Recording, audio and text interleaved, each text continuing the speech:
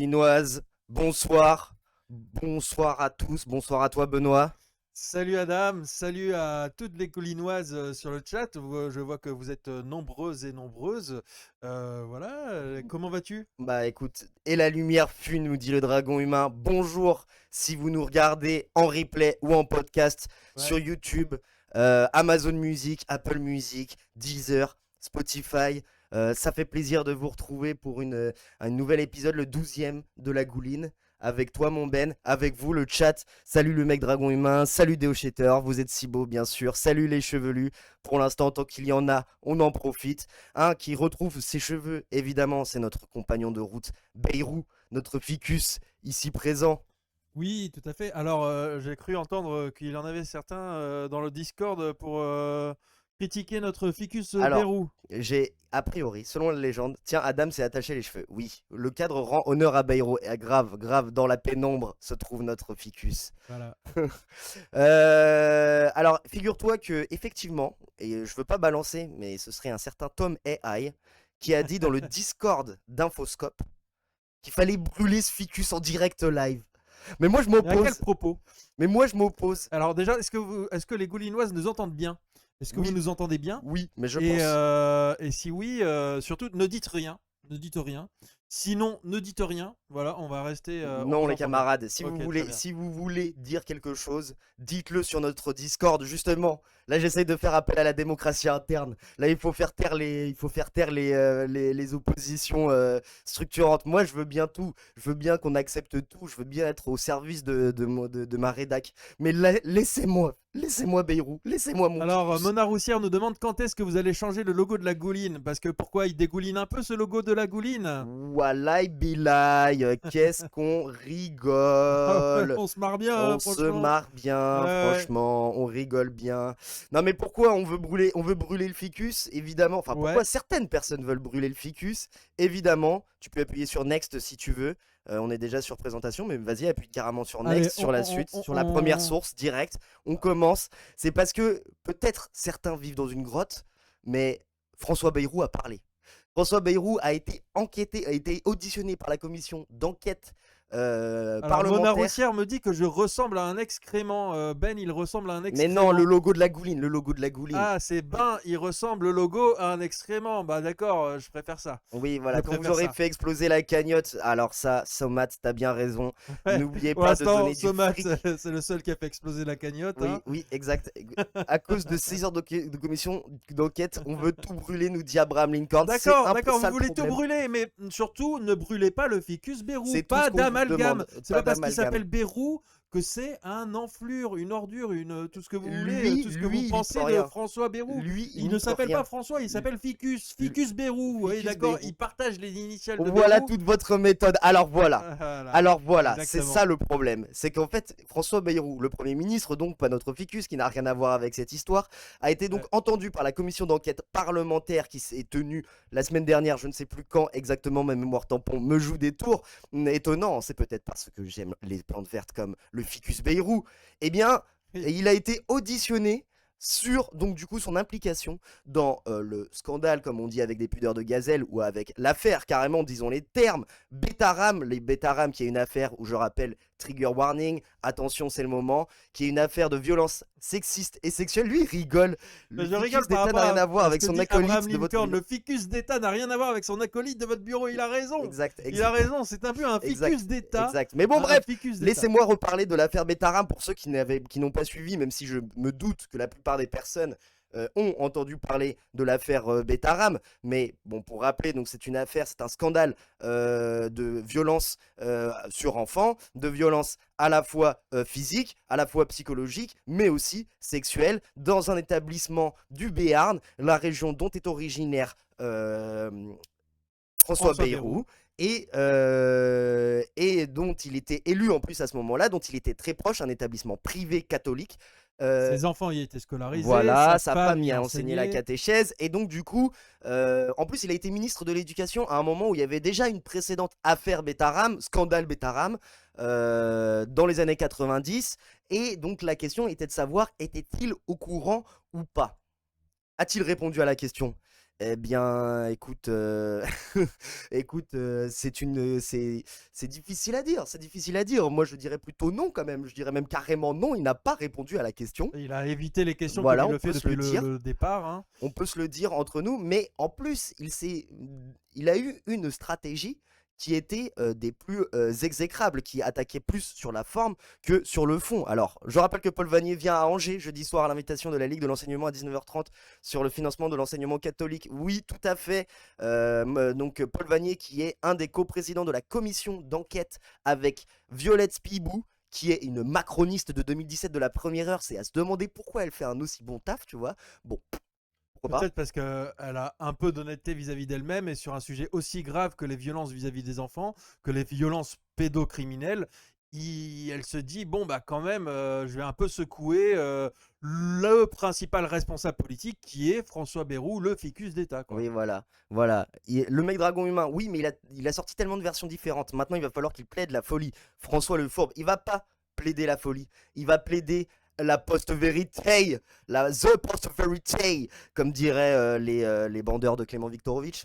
Avec tout le respect que j'ai pour leur communauté, cœur sur vous, on vous Dont aime. tu fais partie, hein, Ouais, de toute d'accord, c'est façon. vrai, c'est vrai, c'est vrai. J'ai C'est regardé bon. ça ce matin, en Moi, fait. je te connais, Adam. Oui, c'est vrai, c'est Tu peux vrai, c'est pas, vrai, tu c'est peux vrai, c'est pas, vrai, c'est tu peux vrai, pas. c'est vrai. Et donc lui, en fait, sa stratégie, c'était, comme le préconise, du coup, justement, Manon Aubry, Bayrou joue-t-il les Donald Trump? Point d'interrogation, indigne d'un Premier ministre, la vidéo parle d'elle-même. Une petite occasion pour dire qu'on l'aime bien, Manon Aubry? Ah bah, elle fait un sacré taf au Parlement européen, hein. Voilà, Elle fait voilà, partie des eurodéputés qui font le plus de taf je quand même, pense, hein. je Donc, pense, je pense. Je pense si je veux, dit Abraham Lincoln. Bah non mais, c'était figuratif. Vous m'avez demandé de vous soumettre à l'avance les documents. Et je n'avais aucune envie de vous soumettre les documents. Excusez-moi. Excusez-moi. Il se trouve que je n'ai pas eu le sentiment que la commission était totalement objective. Et donc, j'ai le droit d'avoir un sentiment différent. Je vais quand même rappeler les bases. C'est une commission d'enquête. C'est une commission parlementaire. C'est une commission d'enquête. Le but, c'est de contrôler l'État et l'action de l'État. Vous êtes membre du gouvernement. Je pense qu'on est tout à fait dans nos prérogatives. Et je pense que quand on veut projeter un document, il est quand même de bonne loi de prévenir la présidente de la commission. Vous m'avez demandé de vous soumettre à... Donc le Cumé, en direct live, il a décidé de s'en battre les ch'teux boule. oui, C'est quand effectivement, même le assez mec, ouf. il a décidé de venir à une commission d'enquête parlementaire sur un sujet extrêmement grave pour continuer à s'enferrer dans le mensonge, dans Le le mec, il s'en déni, branle, il s'en fout. de ne pas répondre aux questions. Il avait d'ailleurs le bouquin La Meute, dont on va parler un peu plus tard dans Oui, le stream, oui, à côté de lui, hein, pour dire Paul Vanier, c'est la meute, et la meute, elle est après moi. C'est parce que la meute est après moi que j'ai couvert des pédophiles. Non, pardon, non, j'ai jamais couvert des pédophiles. Non, bah oui, mais effectivement, ça n'empêche que c'est un peu ce que t'as fait François Bayrou. exact. Donc, coucou l'équipe, Salut, c'est c'est Dédé Dédé Leroux. Leroux.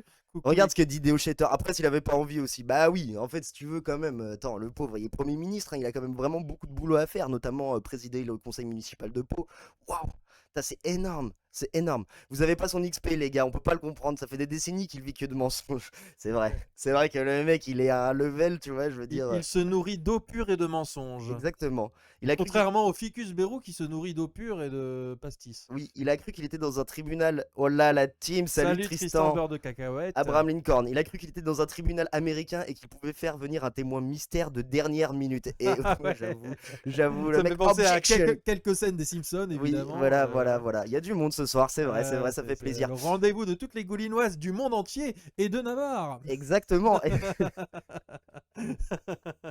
Bon, du coup, mais en fait, on donne pas le point à Manon Aubry quand même. Il se la joue pas un peu comme Donald Trump? Ah si, moi je pense effectivement que dans son... C'est ce que j'avais noté, hein, Bayrou est la post-vérité, donc tu m'as un peu coupé l'herbe sous le pied, mais Allez! effectivement, il est dans cette post-vérité. Qu'est-ce que c'est que la post-vérité? C'est pas seulement le mensonge droit dans les yeux dans les yeux, comme le faisait Jérôme Cahuzac par rapport à son compte en Suisse. C'est vraiment l'idée de nier toute forme de vérité, de manipuler les faits pour qu'ils correspondent à un truc prémâché, préjugé, etc. Et que finalement, plus rien n'a d'importance, les faits n'ont plus d'importance, tout ce qui a de l'importance, c'est ce qui vient d'être dit. Et en plus, comme Bayrou prend à peu près 15 000 ans pour sortir une phrase, eh ben, il faut s'accrocher parce que ce qui vient d'être dit, ça a pris 15 000 ans, quoi. Et tout ça pour dire que son chien s'entendait bien avec le chien du juge Mirande, quoi. Enfin, bon, voilà, c'est quand même un gros délire. Il racontait sa vie, ses malheurs, qu'est-ce qu'on s'en foutait. Tu as raison, c'est des Delru. Nous devons peut-être avoir certains liens.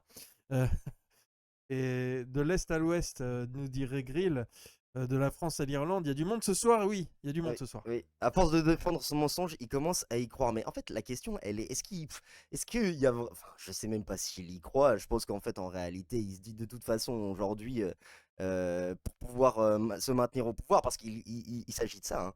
Il s'agit de ça. Lui, l'objectif pour lui, c'est de se maintenir au pouvoir. Et c'est ça qui est fou, c'est que j'en parlais avec Mona Roussière justement après l'audition, en disant, on vit quand même dans un monde, dans un pays, dans une institution où le gars, en vrai, il a été quand même pris en flagrant délit, en flag de ouf, d'être mais un énorme mytho.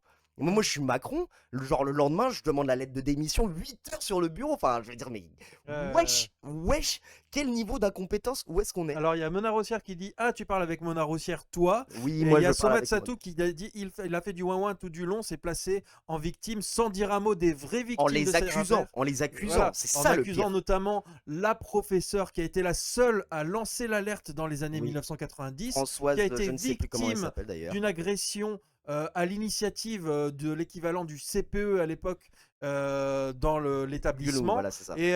Et donc, d'ailleurs, Bayrou a soutenu que le CPE et que cette dame, donc, qui est maintenant à la retraite, mais qui était lanceuse d'alerte dès les années 90, qui donnait aux élèves de Betaram le numéro de téléphone pour les enfants maltraités, etc.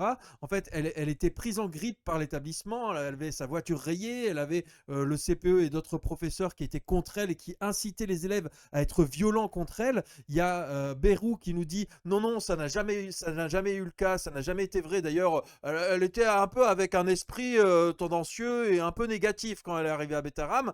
Et on voit encore une fois que Bayrou défend Betaram et contredit la vérité, puisque quelques temps après sur LCP, il y a un ancien élève de Betaram qui a dit oui, ce que a dit cette professeure est vrai. Elle a été maltraitée et particulièrement agressée sur ordre entre guillemets du CPE de l'époque. Et François Bayrou, une fois de plus, ment là-dessus, quoi. Alors, il y a c'est très animé. Est-ce que Tristan Beurre de Cacahuète, vous pensez que Macron est sur la même ligne que Bayrou sur tout ça, ou il le garde par défaut? Bah, il le garde par défaut. Moi, Je pense aussi.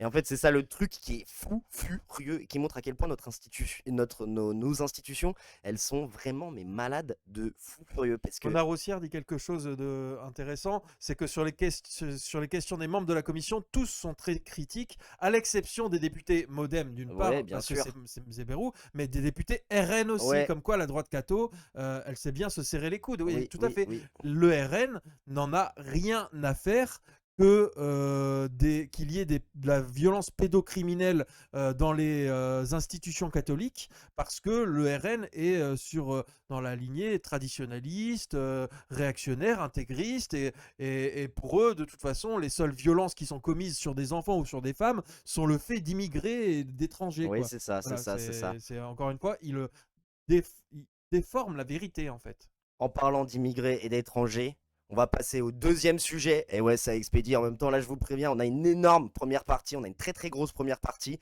On va parler de plein de sujets parce qu'il y a eu beaucoup de choses. Et oui, l'actualité n'attend pas. Vous avez vu qui j'avais deviné, qui j'avais imité? Non, pas du tout. Émeric Lompré. Ah. C'était marché. Non, c'était très raté. Pourtant, okay. Je ne connais pas Émeric Lompré, hein, mais je sais que c'était raté. Ouais, bon, ok, très bien. Tant pis. Bon, bah alors, on va parler d'un autre humoriste, de Merwan Ben Lazar, qui a été censuré à la cérémonie des Flammes. Parce que François Bayrou en était un? Non, je parlais d'Émeric Lompré. Ah, Régril, très bien fait, merci. Toi, tu vois. T'inquiète. C'était Delru a dit Fernandel, mais je crois que. Ah, Ils ont tapé à côté de la plaque. c'était une imitation de Vanessa Paradis, nous dit Abraham Lincoln. Paradis. Ouais, ouais, oui, paradis. oui, C'est oui, toi oui, qui sais oui, pas oui. lire. Hein, mais C'est bon, des... Ah, c'est des Delrues, je l'aime bien, c'est là. En même temps, Macron a toujours été pour les ordures. Hulot, Darmanin, Depardieu, MDR. Merwan le GOAT. Bah ouais, mais Merwan, bah, le mec, il s'est fait cancel par W9 en plein sketch. Regardez la différence donc pour la cérémonie des flammes. Alors, pour ceux qui ne savent pas ce que c'est la cérémonie des flammes, donc Rien à voir avec la Flamme Angevine, qui est une organisation identitaire et fasciste. oui, évidemment, évidemment, évidemment. Rien à voir avec les flammes de Bon, je m'arrête là. Cela dit, le côté flamme, fasciste, etc., W9, on va voir qu'il y a quand Oui, même oui, quelques oui, similitudes oui, et oui, liens. Oui, effectivement, qui effectivement. existent. Mais bon, pour rappeler ce que c'est la flamme, c'est donc la cérémonie du hip-hop, des musiques Ouais. urbaines, Ouais. des musiques urbaines, comme ils le disent, comme le disent les médias de musique urbaine, donc qui qui invite plein de gens du rap et de la musique urbaine, comme dans le R&B, comme Aya Nakamura. Et donc voilà, donc c'était c'est une cérémonie où en fait, tu vois, tout ce petit milieu dans le rap, et ben il se réunit et s'auto-congratule. C'est un peu les victoires de la musique du rap FR et du mouvement hip-hop, comme on va dire. Bon, Voilà, évidemment. donc, les musiques urbaines et la musique de Camini. Exactement, c'est un peu ça l'idée. C'est un peu ça l'idée. Je tiens à dire, et d'ailleurs, ça on en parlera dans le débat, qu'il y a énormément de choses sur cette perception qu'on a des musiques urbaines qui sont extrêmement critiquables. Et justement, la diffusion sur W9 de cette cérémonie en prime time, en plus d'être en YouTube, on le montre bien. Mais sans plus attendre, on va regarder cet extrait. J'espère faire aussi bien ce soir. Je suis libre en plus ce soir. Ils m'ont dit, tu fais ce que tu veux, tu dis ce que tu veux, juste pas de couvre-chef. Donc je suis venu avec ma calvitie naissante et ça devrait aller. De toute façon, les racistes, ils regardent pas les flammes. Ils regardent plus la télé, il n'y a plus Hanouna. Eh oui. Allez, non, les racistes, honnêtement, les racistes de temps en temps, ils allument la télé. Faut le dire, de temps en temps, ils allument la télé, ils mettent, allez, c'est news, mais c'est vraiment quand genre ils veulent voir un pédophile. Mais sinon, à part ça, oh, lui, il a le droit d'être à la télé tous les jours. Moi, j'ai plus le droit, wesh. Il faut que je profite. On parle devant un dîner. C'est pas moi qu'il faut applaudir. C'est applaudi, c'est pas moi, c'est ChatGPT. Mais, donc, alors, pour continuer. Hanouna, d'ailleurs, qui revient bientôt, les gars. Et c'est important d'en parler ici parce que Hanouna, les gars, il revient sur la chaîne où on est diffusé. Il revient sur la chaîne où on est diffusé. Ça veut dire que sur la chaîne où on est diffusé, à la rentrée, tous les soirs, les gars, il y aura la meilleure promotion de l'extrême droite. Et comment on peut combattre ça, les gars? Ici, sur la même chaîne, comme on le fait ce soir, les gars. Bien sûr. C'est ça les flammes, les gars. C'est ça les flammes. C'est notre cérémonie. Profitons-en. On est suivi sur YouTube. On est suivi sur Twitch. Il y a même une rediff à 23h sur W9. Hâte que les racistes qui disent ah vas-y, ils ont grand remplacé les Simpsons. Mais on est là, les gars. C'est ce que c'est dit Benoît quand tu l'as vu. ChatGPT.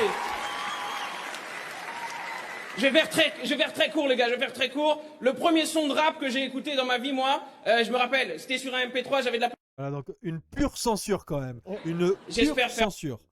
Alors, C'est je repasse en mode tellement, présentation. c'est tellement chaud. Alors attends, juste avant, c'est absolument diabolique les gars d'avoir son Instagram en version toute blanche et pas en mode sombre. Dragon humain, ils sont en mode Satou. Mais tu sais quoi, devenez régisseur. Hein. Nous on sait pas se servir de l'outil informatique. Hein. Donc démerdez-vous pour mettre le mode sombre sur les trucs. C'est quoi. pas compliqué de mettre le mode sombre sur Instagram. Oui, mais c'est pas dans. Moi, on m'a pas demandé ça. C'est pas dans mes attributions. Donc, D'accord, voilà, d'accord, je oui, ne le fais pas. Tu ne fais Et, que là, il y a Somat qui prend le contrôle de la ZikMu pour le contrôle de la ZikMu, le contrôle du stream. Là, en fond, là, vous voyez pas, mais il y a Tom AI qui bosse là, tu vois. Il y a un petit décalage entre le chat et le live, genre 45 secondes, je dirais. Je sais pas si c'est normal. Ça, c'est parce que ça dépend de l'endroit où tu filmes, mon cher. Enfin, où tu regardes mon Tristan Beurre de Cacahuète. Si tu regardes sur téléphone ou sur ton PC ou sur ta télé, bah c'est pas la même chose. Voilà, grâce à Somat Satou, Eh bien, Maintenant, nous on est en avons mode maintenant sombre. Instagram en mode Voilà, sombre. super, Voilà, merci, c'est merci, formidable. merci Tom Merci Tom AI. AI. Vos désirs sont des ordres, mon maître. Oui, tout à fait. Non, plus sérieusement, c'est chaud quand même cette censure, Oui. puisque ça a d'abord été diffusé sur YouTube, après ça a été diffusé sur W9. C'était censé être quand même une cérémonie Moi, je préfère en mode blanc. avec Monard aussi, recommence liberté pas. d'expression et où la liberté d'expression et celle du rap justement sont assez exhaustives. Et cet humoriste qui est invité justement pour être une forme de poil à gratter, eh ben, on lui squeeze complètement son intervention, Et, comme vous l'avez vu sur cette publication Instagram. et là, c'est là où la question, elle me vient, parce qu'on l'a déjà posée il y a 2 ou 3 semaines. Ouais, je me disais aussi, tu te répètes un peu dans tes questions, Oui, mais mais, vas-y, pose-la. mais en même temps, la pédagogie est mère de répétition, mais est-ce qu'on ne peut plus rien dire, bordel? Est-ce qu'on ne peut plus rien dire oui et non oui, on peut dire que Merwan Ben Lazar est un affreux islamiste. Non, on ne peut pas dire que Morandini est un agresseur pédophile. Voilà. Il y a Putain. une des affirmations qui est vraie, une autre qui est fausse. Je vous laisse faire vos recherches, chers amis complotistes. Mais non, plus sérieusement, oui, en fait, c'est-à-dire que la liberté d'expression, elle est à sens unique. Et en l'occurrence, si je ne me trompe pas, elle est à sens unique vers la droite. Voilà. Donc, Bien joué. voilà. Et donc, pourquoi cette liberté d'expression à sens unique Alors, j'ai pris quelques notes. Attention, je devais mettre. Le gars, il a mis un je vais pavé. mettre- Il a pris un je vais grimoire. Voilà, j'ai pris un grimoire, effectivement. Non, parce que la liberté d'expression ou la liberté à sens unique, c'est la liberté, par exemple, d'exploiter, mais l'interdiction de faire grève. Donc la liberté pour les entrepreneurs et les gros employeurs d'exploiter, mais l'interdiction pour les salariés de faire grève. La liberté d'être multipropriétaire, mais l'interdiction d'être un squatteur, par exemple, de squatter, par exemple, un logement inoccupé. Et pour ce qui est de la liberté d'expression, eh bien, selon la doxa dominante aujourd'hui, c'est la liberté d'être raciste, mais ce n'est pas la liberté de critiquer. Donc c'est la vision de la liberté d'expression défendue avec acharnement par l'extrême droite. Voilà, ni plus ni moins. Et tu vois, moi, ça m'interroge. Donc, la baie vitrée d'Overton est passée dans la pièce d'à côté. Ah ouais, non, mais là, c'est une baie vitrée sur 360 degrés, là, tu vois. Moi, tu vois, c'est ça qui est, moi, ce qui m'interroge en plus sur cette question de on ne peut plus rien dire et dans quel contexte on ne peut plus rien dire. Et que, tu vois, l'une des choses où, sur la musique, dans le rap et dans les musiques urbaines, qu'on dit qu'il va falloir qu'on éclaircisse, c'est justement ce rapport aux médias dominants, en fait. Je veux dire, je suis désolé je suis désolé de le dire, mais ça fait un moment, je me rappelle, j'avais écrit un article sur Damso à l'époque, qui s'alarmait déjà un peu de ça, qui est que... D'ailleurs, au fait, RIP Renoir. Oui, RIP, et voilà, oui, repose en paix, Renoir. Mais tu vois, le rap, c'était devenu ça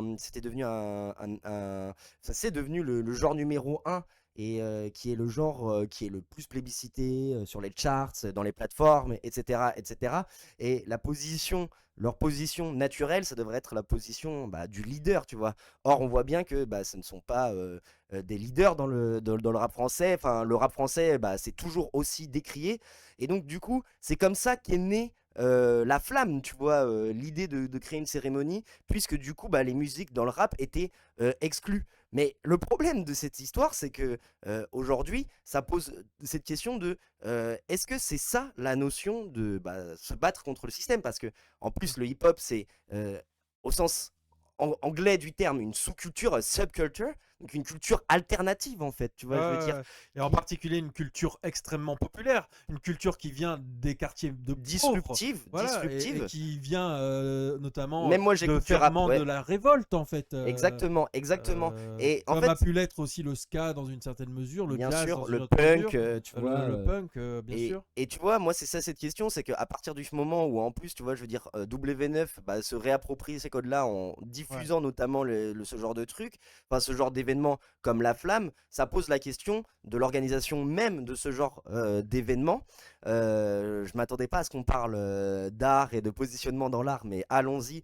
Ça, c'est aussi intéressant à noter que en fait aujourd'hui, est-ce que finalement, moi je comprends le discours de Merwan Benlazar par rapport à ça, et il a raison de se dire qu'il faut qu'on se batte, et il a eu raison parce que ça s'est transformé. D'abord c'était un sketch, puis après ça s'est transformé en speech, et bah voilà, c'est moi je suis d'accord avec ce qu'il a dit par rapport à ça, mais dans quelle mesure ça ne convainc pas juste les gens qui sont déjà convaincus en fait? Bah oui, oui, non, mais c'est effectivement le problème. Et puis c'est aussi le problème de la standardisation du rap, c'est le problème de plein de choses qui font que aujourd'hui, en fait, y compris des algorithmes hein, sur les réseaux sociaux, qui font que on est entouré de contenus qui vont dans le sens de ce qu'on pense plus ou moins déjà, des préjugés qu'on a plus ou moins déjà.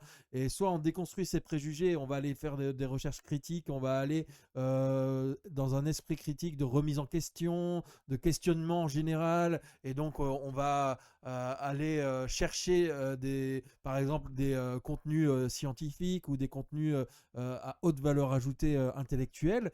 Et sinon, pour la plupart des followers, on va dire, ben, ça va être plutôt des trucs conso, des trucs culturels, mais qui finiront qu'à la surface des choses.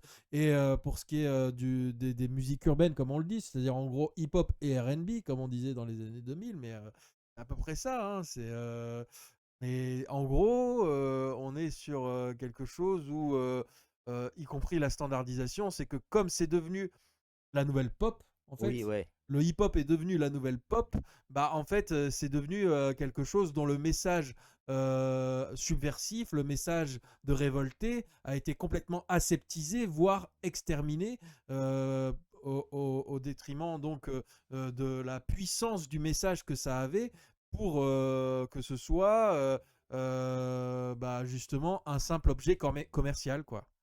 Voilà, on capitalise sur le travail des autres, mais on cherche à en retirer son essence politique. Je suppose que tu voulais écrire, oui, voilà, c'est ça, le mec dragon humain. Ouais, tout à fait, t'as tout dit. Et on va passer à la suite, et on va Ouais, passer à Kimberlé Crenshaw. Est-ce que tu connais Kimberlé Crenshaw? pas du tout. Pas du tout.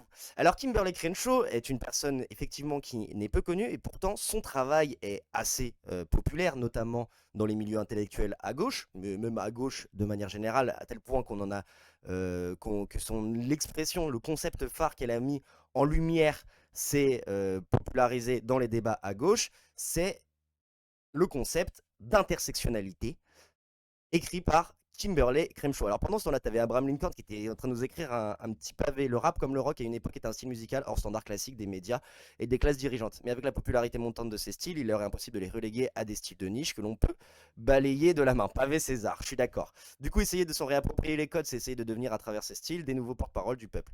Même si là, on est plus sur de la récupération comme ils le font si bien en politique. Oui, ouais, respect et robustesse, Ouais. bravo Abraham. Donc pour en revenir sur donc du coup Kimberlé Crenshaw Et et l'intersectionnalité. l'intersectionnalité, pourquoi on va en parler? Parce que c'est une personne, en tout cas c'est un concept nous on a beaucoup avec lequel on a eu beaucoup en discussion en tout cas, Ça fait qu'on a euh, beaucoup on interrogé, a beaucoup puisque interrogé c'est un concept aujourd'hui qui n'est pas tout à fait dominant, mais qui est très présent dans à les gauche du moins. réflexions à Exactement, et gauche nous on pour s'est ce qui nous plutôt intéresse. d'ailleurs inscrit en dehors de cette pensée, en opposition en cette pensée, en confrontation à cette pensée des fois. Moi je me rappelle par exemple du présent chez les woke qu'on fait cuisiner Mona Roussière. C'était nul, c'était nul. Mais on avait écrit une enquête, enfin qui était même plutôt un petit essai qui s'appelle Unir et vaincre, qui expliquait un peu quelle distance on prenait sur cette notion d'intersectionnalité. Mais toujours est-il que justement Mona Roussière a réussi à nous choper une petite exclue qui va être publiée sur le site de la CGT dans les jours qui viennent. Donc Sophie Binet, si tu nous entends, eh ben, on fait leak l'extrait. Mais donne-nous de l'argent quand même, s'il te Ouais, plaît, si sur la tu nous cagnotte. entends, va sur la cagnotte, Oui, direct, hein, Sophie direct, Binet. direct. Et oui, ok, on leak, mais c'est pour le bien commun. Et alors, attends, Deochetor. Bon débat, les copains, je vais devoir y aller. Bisous à tous. Salut, Deochetor. Deochetor. Déo. Ok. La forme est olympique chez Adam ce soir. Oui, merci. Tu es déjà 6, pas besoin d'être plus con. Oui, c'est bon. Daily Putox, tout à fait. Et donc du coup, la CGT qui a fait une interview donc de Kimberlé Crenshaw, et on a réussi à choper cette interview-là, et on s'était posé la question de savoir ce qu'elle en disait finalement, parce que c'est toujours intéressant aussi de pouvoir en débattre et en discuter, d'en discuter avec vous, bah, tu vois, de pouvoir fructifier le débat, même si ce sont des positions qu'on ne maîtrise pas forcément le plus. J'imagine qu'il y aura des personnes sur le chat qui pourront peut-être un peu plus préciser le propos, mais en tout cas, elle a dit quelque chose d'assez intéressant dans une interview sur lequel je voudrais qu'on réagisse. Alors, hop, donc voilà. Donc c'est une interview qui a été faite en anglais, mais qui a été traduite en français, en tout cas par sous-titres. Dans le contexte international actuel, comment l'intersectionnalité peut nous aider à lutter contre la convergence des haines réactionnaires. Alors, je vais couper le son et je vais traduire moi-même ce qui a été dit. Je vais lire pour les gens dans le podcast, ce sera plus sympa, je pense. Et tu vois, on réfléchit. On réfléchit dans la rédaction d'Infoscope. En tout cas, lui, il réfléchit. Hein. Moi, je suis comme le ficus. Oui, d'accord, ok. Hop. Alors, dans le contexte international actuel, comment l'intersectionnalité peut nous aider à lutter? Voilà. Donc, l'ironie de la situation, c'est que le pouvoir est intersectionnel, nous dit Kimberlé. Donald Trump a remporté la présidence grâce à son identité intersectionnelle particulière.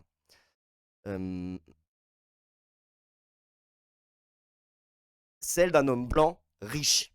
Oui, pour ceux qui l'auraient oublié, il est milliardaire. Quand on examine toutes les raisons pour lesquelles Donald Trump n'aurait pas dû être élu président des États-Unis, on n'entend plus rien, c'est normal, j'ai coupé le son. Son absence de qualification pour le fait qu'il avait enfreint la loi, trahi la confiance du peuple américain, trahi celle de sa propre famille. Il est pas blanc, il est orange. Voilà, c'est pour le podcast, exactement. Et commis une multitude d'actes dont n'importe lequel aurait suffi à faire échouer. Non mais ça c'est vrai quand même, la candidature d'une femme, d'une personne racisée ou de toute autre personne, ouais, de n'importe qui d'autre. Le mec il est allé tellement loin, il est pourtant parvenu à être élu à la plus haute fonction du pays. Et ouais, ça c'est quand même vraiment... Cela résulte d'un privilège et d'un pouvoir intersectionnel. C'est pourquoi nous avons besoin d'une analyse intersectionnelle pour comprendre comment et pourquoi nous en sommes arrivés là. Comment et pourquoi la politique de l'homme fort attire autant. Pourquoi la dérive vers le fascisme est une menace qui doit nous inquiéter. Même dans les démocraties les plus avancées du monde, en partant du principe que les États-Unis en sont partis. Donc franchement, nous ne pouvons pas mener une lutte efficace si nous ne reconnaissons pas cette combinaison des formes de pouvoir. La résistance, elle aussi, doit se conjuguer, s'unir pour répondre à cette réalité intersectionnelle qui est en train de transformer la politique à l'échelle mondiale et intersectionnelle, bien sûr. Journée intersyndicale femmes, la CGT, la FSU et Solidaire organisent comme chaque année depuis plus de 20 ans les intersyndicales femmes. Merci les camarades, heureusement que vous faites ce genre de travail, c'est extrêmement important. Et donc du coup, cet extrait, pourquoi il était intéressant? Bon, elle a dit beaucoup de fois le mot intersectionnel, hein, je n'en doute pas. Dommage que tu ne passes pas le début de l'interview où elle définit l'intersectionnalité et la nécessité de penser globalement les discriminations pour agir globalement et en quoi le concept d'intersectionnalité peut être utile. Alors bah, ça va être l'un des points du débat. Simona, tu peux essayer de nous faire une petite définition pour le chat, ce sera intéressant. Parce que, bon, évidemment, là c'est l'une des remarques comme ça directes que je peux donner, c'est qu'elle utilise beaucoup le terme d'intersection et d'intersectionnalité dans toutes ces phrases. À la limite, c'est un peu l'intersectionnalité. Mais il y a une remarque qui, moi, me fait poser une question. Comment et pourquoi la politique de l'homme fort attire autant? Pourquoi la politique de l'homme fort attire autant? Parce qu'elle a toujours attiré la droite et parce que la société s'est droitisée. Point. Alors, quid alors de ces sempiternels débats de l'homme providentiel à gauche, par exemple? Eh bien, la gauche s'est droitisée. Point. Ah ouais? Bah, je pense que la gauche s'est droitisée à partir du moment où, sur la forme et sur la structure même des mouvements et partis de gauche, on se fond dans les échéances de la Ve République qui sont là pour essayer de répondre aux intérêts de la droite. Et derrière la droite politique, il y a quoi? Il y a les intérêts des privilégiés. Alors les privilégiés dans la théorie intersectionnelle, ça peut être tour à tour les hommes, les cis, les blancs bien sûr, les riches, etc. Pour moi, je suis plutôt adepte d'une lecture en termes de classe sociale et je pense que une femme noire, par exemple trans et homosexuelle, mais ultra milliardaire qui exploite des millions de travailleurs n'est pas une camarade en fait. Ouais. Et par contre, je pense que un travailleur qui subit l'exploitation au quotidien, qui a des idées de merde dans la tête, il faut essayer d'aller le convaincre que son ennemi, c'est pas son étranger qui est, enfin, son voisin qui est étranger, c'est plutôt son patron qui le menace de licenciement et ainsi de suite. Alors, Voilà. Somat, Fabien Roussel, like, n'oublie pas, les communistes, c'est nos copains. Oui. On les Ah aime. bah, oui, Hein. effectivement, c'est sûr que ça peut faire penser à Fabien Roussel, mais il n'y a pas que Fabien Roussel qui critique justement le côté mettre tout sur un pied d'égalité, tout horizontal, et que la lutte des races, entre guillemets, vaut la lutte des classes, y compris parce que sous le capitalisme, il y aura toujours des oppressions sur les racisés, il y aura toujours des oppressions sur les réfugiés, il y aura toujours des oppressions sur les femmes. Oui. Tant qu'il y aura le capitalisme, il y aura le patriarcat. Donc ce qu'il faut en priorité, c'est de dépasser le capitalisme par un mouvement par une classe sociale qui porte en elle la révolution, qui va faire basculer le capitalisme vers un régime nouveau. Et cette classe sociale, c'est le prolétariat, qui ne doit pas être considéré par rapport à ses identités culturelles, ethniques, de genre, d'orientation ou quoi que ce soit, mais par rapport à son rôle de producteur. Alors, alors voilà, Abraham Lincoln, ils se doivent de s'aligner sur les nouvelles lignes d'horizon vues à travers la fameuse fenêtre, sinon ils seraient hors méta et franchement, il faudrait refaire les travaux de la maison. Ça, je suis un peu d'accord et ça va être un peu l'un des objets de la deuxième partie du débat, enfin de l'émission. Ce n'est pas ce que disent les travaux d'intersectionnalité que les femmes riches et lesbiennes sont nos camarades. Alors oui, voilà, ça c'est un truc qui est important parce que partons du postulat, dans l'absolu, c'est sûr que par exemple, une femme noire, trans, homosexuelle, milliardaire, bourgeoise, c'est pas notre camarade, comme dit Medine. Un arabe riche est un riche, un arabe pauvre est un arabe, tu vois. Medine qui ne présente jamais aux flammes, hein, d'ailleurs, par ailleurs. Mais en fait, ça n'existe pas une femme noire trans qui est lesbienne. Tu vois, je veux dire, Mais milliardaire, ça veut dire. milliardaire, oui, voilà. Et qu'en Euh, fait, aujourd'hui, c'est aussi parce que c'est aussi l'un des principes Ouais. fondamentaux du maintien du capitalisme, si tu veux, c'est que l'objectif, in fine, c'est que quand même une part la plus petite possible qui s'accapare la plus grande partie des richesses produites et des outils de production, puisque du coup, comme ça permet de les capitaliser sur ça. Donc en fait, on va toujours chercher à diviser, et en fait, il s'avère que c'est d'un point de vue, comment dire, anthropologique, le capitalisme à l'international, à l'occidental, en tout cas, favorise clairement le même type de personnes, c'est-à-dire l'homme blanc, cis hétéro, le Donald Trump, quoi. Et plutôt le milliardaire. oui, le C'est milliardaire, ça, tout à le fait. truc qui le distingue de milliards d'êtres humains, c'est pas qu'il soit blanc, c'est pas qu'il soit cis, Bien c'est sûr. pas qu'il soit hétéro, c'est pas qu'il soit homme ou qu'il ait plus de 70 ans. Ce qui le distingue de milliards d'êtres humains, c'est qu'il est milliardaire en fait. Oui, mais ça c'est C'est en ça que sûr. je pense qu'on ne peut Mais pas en tant que mettre à milliardaire, horizontalité et à égalité les oppressions et les rôles sociaux occupés soit par l'essence d'une personne, c'est-à-dire le fait qu'il soit blanc, homme, cis, c'est-à-dire son essence, ce qu'il est et ce qu'il fait, ce pourquoi. c'est Dédé Leroux qui nous fait tout le temps la même blague. Oui, d'accord, il est orange. On a vu ta blague. Et ce qu'il est autrement que par son essence et sa nature, c'est-à-dire ce qu'il est culturellement, c'est-à-dire un héritier, un milliardaire, un exploiteur, un voleur, un violeur aussi, un homme qui provoque et multiplie et reproduit les oppressions et qui aujourd'hui fait basculer la première puissance économique du monde vers le fascisme en fait. Et donc pas du tout envie, et je comprends tout à fait ce que Mona Roussière nous dit sur l'intersectionnalité, qui permet d'expliquer l'empilement ou l'intersection des dominations, dans la mesure où les individus et les groupes peuvent appartenir à plusieurs catégories discriminées. Mais pour moi, c'est pas une question d'empilement, il y a quand même une hiérarchie à avoir. On ne peut pas empiler le fait d'être un prolétaire qui est au RSA et empiler le fait d'être une femme.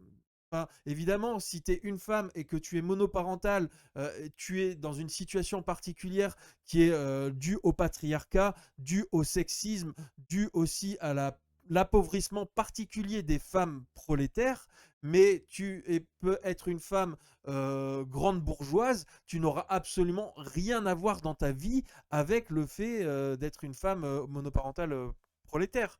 Donc c'est pour ça que je ne pense qu'on ne peut pas empiler de la même manière que la lutte des classes. Pour moi, ça reste quelque chose extrêmement fondamental en termes de colonne vertébrale, de compréhension du monde, et que, comme disait l'autre, toute histoire des civilisations humaines n'a été que l'histoire des luttes des classes, et que pour comprendre la société telle qu'elle T'es en existe... train de faire péter un câble à Mona Roussière. Hein. Ben, l'idée que les exclusions se renforcent. Les exclusions se renforcent, oui, mais en fait, c'est pas nouveau. Enfin, je veux dire, le colonialisme et le capitalisme ont été cul et chemise, se sont développés en même temps. Donc, que le colonialisme est amené à des génocides, à du racisme, à des nationalismes et au pire de ce qui existe aujourd'hui, oui, mais c'est notamment à cause du capitalisme, en fait. Et donc, oui, évidemment, il ne s'agit pas de dire que...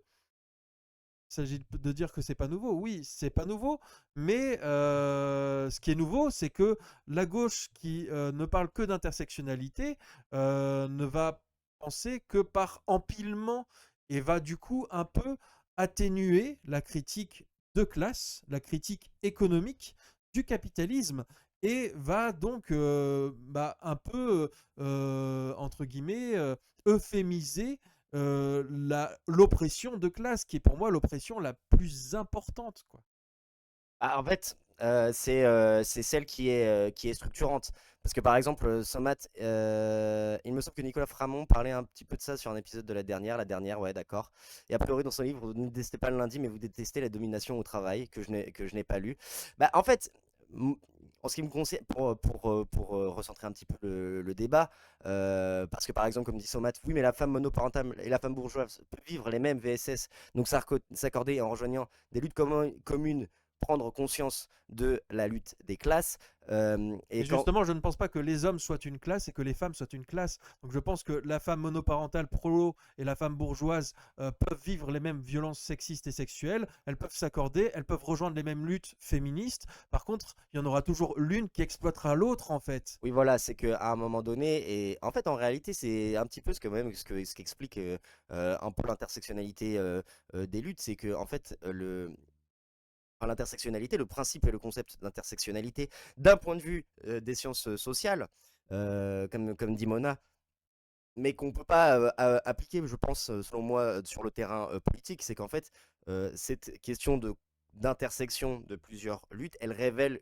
de plusieurs discriminations, révèle au fond le même et unique système, c'est-à-dire le capitalisme en fait, si tu veux. Et qu'en fait, peu importe le prisme dans lequel tu le vois, c'est pas une analyse en 2 dimensions, mais c'est une analyse en 3 dimensions qui est important de voir. Et à chaque arête, à chaque interstice et tout, de ce même cube qu'est le capitalisme, il se trouve des oppressions tout à fait systémiques, telles que le sexisme, telles que le patriarcat, telles que le racisme, liées à des politiques coloniales, parce que le capitalisme est par essence, est par système, un système qui est patriarcal et un système qui est colonialiste, et donc qui porte en lui les germes du racisme. Et donc dépasser le capitalisme, c'est donc vouloir dépasser aussi cet état de fait patriarcal et cet état de fait colonialiste. Et toute personne qui dit que oui, on peut imaginer un système exclu du capitalisme, mais sans exclusion du patriarcat ou du racisme, et ben en fait il se trompe. Il se trompe dans son analyse. C'est comme Marx et les marxistes, ok, d'accord, ouais, ça parle de Marx, de marxisme, c'est la folie.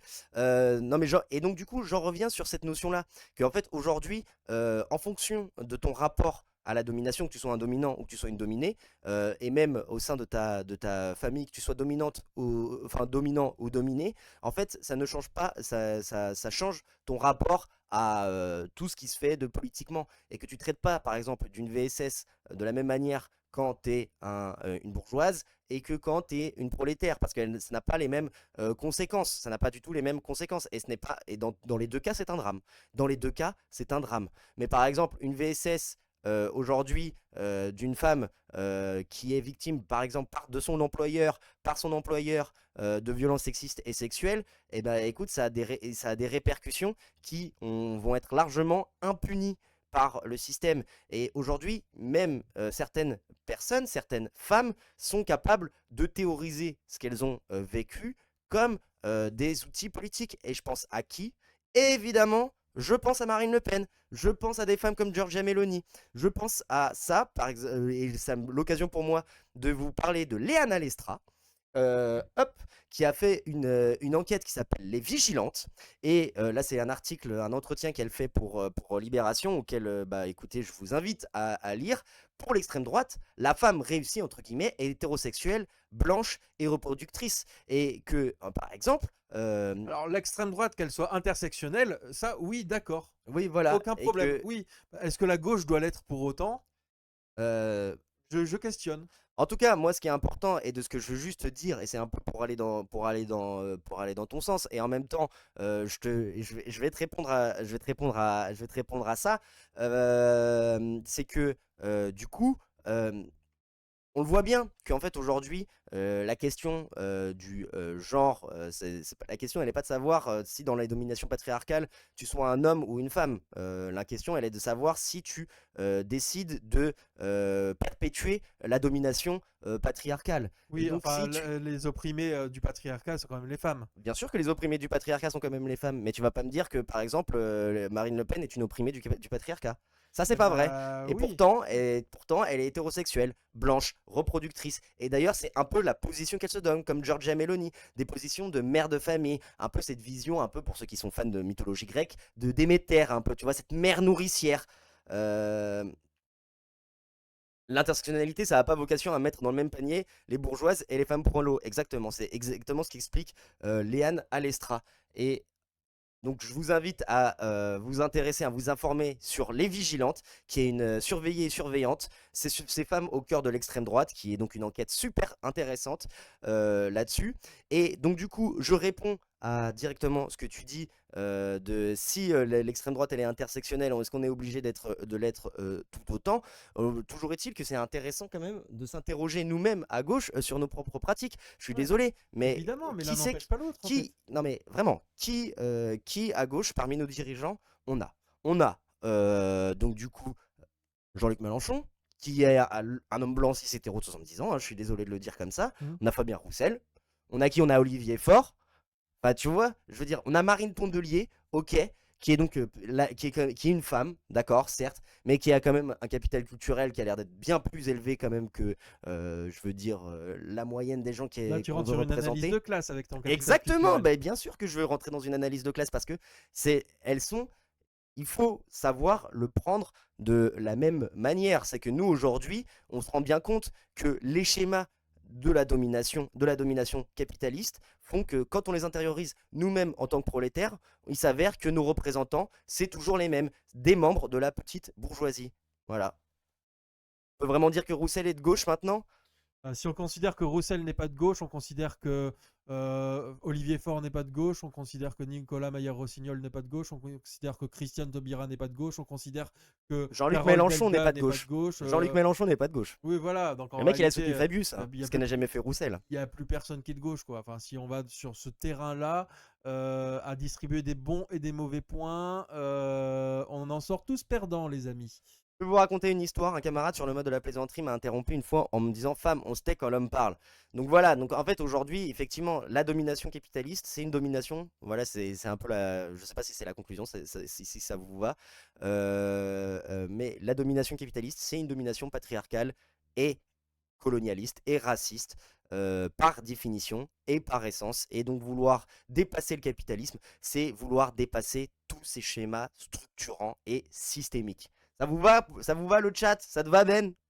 Ça me va. Après, Régril, Poutou est de gauche, demande à Anas Kazib. Si Poutou est de gauche, il te dira qu'il est de droite, hein, tu Oui. vois. Donc, après, Clochard qui dit des femmes noires ont été licenciées dans une usine aux USA et ont porté plainte, mais comme les femmes blanches et hommes noirs n'ont pas été licenciés, donc elles n'ont pas obtenu gain de cause. Pour moi, ce que je vois que ça révèle, cette histoire que Clochard, tu soulignes, et qui est effectivement un drame infini pour ces femmes noires qui ont été licenciées, c'est que ce qui manquait, c'était pas un peu moins de racisme des femmes blanches ou un peu moins de sexisme des hommes noirs. Ce qui manquait, c'était une conscience de classe et une solidarité de classe.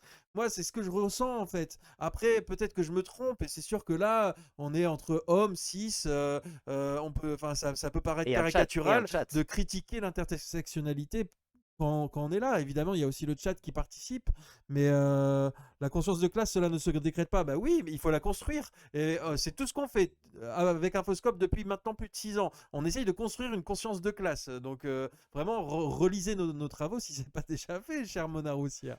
Mais non, plus sérieusement, je sais que c'est fait, mais vraiment, j'ai pas envie de me lancer dans un truc mais un peu on va dire iconoclaste, où il ne s'agit pas de dire que les personnes qui se retrouvent dans la théorie de l'intersectionnalité et de la convergence des luttes font fausse route. Je ne pense pas qu'ils fassent fausse route, mais je pense qu'il ne faut pas négliger le côté vraiment on va dire, primal, le côté, on va dire, primordial de la domination de classe. Voilà. En tout cas,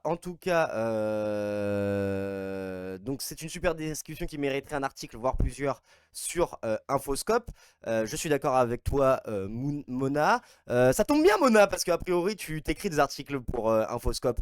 Donc, on attend tes rapports sous peu. Toujours est-il, bah, ça me fait dire d'ailleurs, n'oubliez pas, donc, en rejoignant notre Discord, que vous rejoignez une communauté qui débat et qu'on n'est pas tous d'accord les uns aux autres, et on assume ce côté où en fait on n'est pas d'accord les uns aux autres et on préfère en débattre collectivement par écrit ou derrière la caméra, que sur ces questions-là en particulier d'intersectionnalité, enfin sur toute question d'ailleurs, nous sommes toujours avides de retours d'expérience et d'analyses nouvelles. Donc rejoignez-nous. Y compris, voilà, ce qu'on vient d'exprimer, c'est par exemple ma position, je viens de l'exprimer. Adam t'a exprimé la tienne, d'autres ont exprimé la leur sur le chat des Goulinoises. Et évidemment, en fait, il y a un débat, y compris au sein d'Infoscope, hein. Il y a un débat au sein de la gauche, il y a un débat au sein de chaque formation de gauche, il y a un débat au sein d'Infoscope sur est-ce que telle ou telle méthode, telle ou telle convergence des luttes, comment la mettre en œuvre finalement. On est plutôt d'accord sur le fait qu'il faille plus de convergence, moins d'oppression, moins de discrimination, qu'il y a des multidiscriminations qui existent, des multidominations qui visent particulièrement des personnes qui cochent entre guillemets les mauvaises cases, mais pour autant, comment on sort de tout ça par le haut? Comment on obtient des victoires? Comment on obtient des victoires sociales, sociétales, par la mobilisation, bien sûr, mais quelle forme de mobilisation, quelle forme de solidarité? C'est mis en débat dans tous les cas. Le débat, c'est super, cela nous permet d'expérimenter et d'avancer en tâtonnant. Petit message à nos camarades de France et de Navarre, et notamment pour celles et ceux qui ont mal pris l'article de la semaine dernière. Moi, je vous aime mes camarades, j'aime tout le monde, Allez, goulinoise, adieu. Non, je rigole. On va passer à la suite, on va passer à lui. Ah là là là là, il fait trop plaisir, lui. Il est vendéen, ne l'oubliez pas. Ah là là, Bruno Retailleau. Mais c'est un peu le seul mec qui a réussi venant de chez toi, quoi. Ouais. Et je ne parlais pas du Maroc. Non, non, de la Vendée, mon autre pays, ok. Ben coupe le micro d'Adam. Oui, d'accord. Je crois qu'il faut couper Adam tout court. Il faut couper Adam. En tout cas, on aura au niveau là. Tu voilà. Non, en tout cas, on aura un président vendéen. Et ça, je l'aurais vu de mon vivant. J'aurais pas vu la gauche au pouvoir, certes. Le socialisme dans mon pays. D'ailleurs, ce sera le moins. dernier président de la République. Il va faire la restauration. Oui, et bah, écoute, comme tout bon vendéen qui se respecte. Ah bah oui. Ne parlons pas de Bruno, non. Comment tu peux te vanter de ce type? Mais attends, t'as pas tout vu? Parce que pour ceux qui ne savent pas qui est Bruno Retailleau, une C'est petite... qui Bruno Retailleau? C'est qui, C'est un tricheur d'Interville. Voilà, Exactement. ni plus ni moins. Retailleau a-t-il triché à Interville? C'est quoi cette Alors ça, histoire? c'est du journalisme Nous sommes sans le 2 concession, juillet hein. 1997. Les téléspectateurs s'apprêtent à regarder le jeu télévisé culte où s'affrontent des villes françaises dans différentes épreuves. Tapis roulant, des bagarres et bien sûr...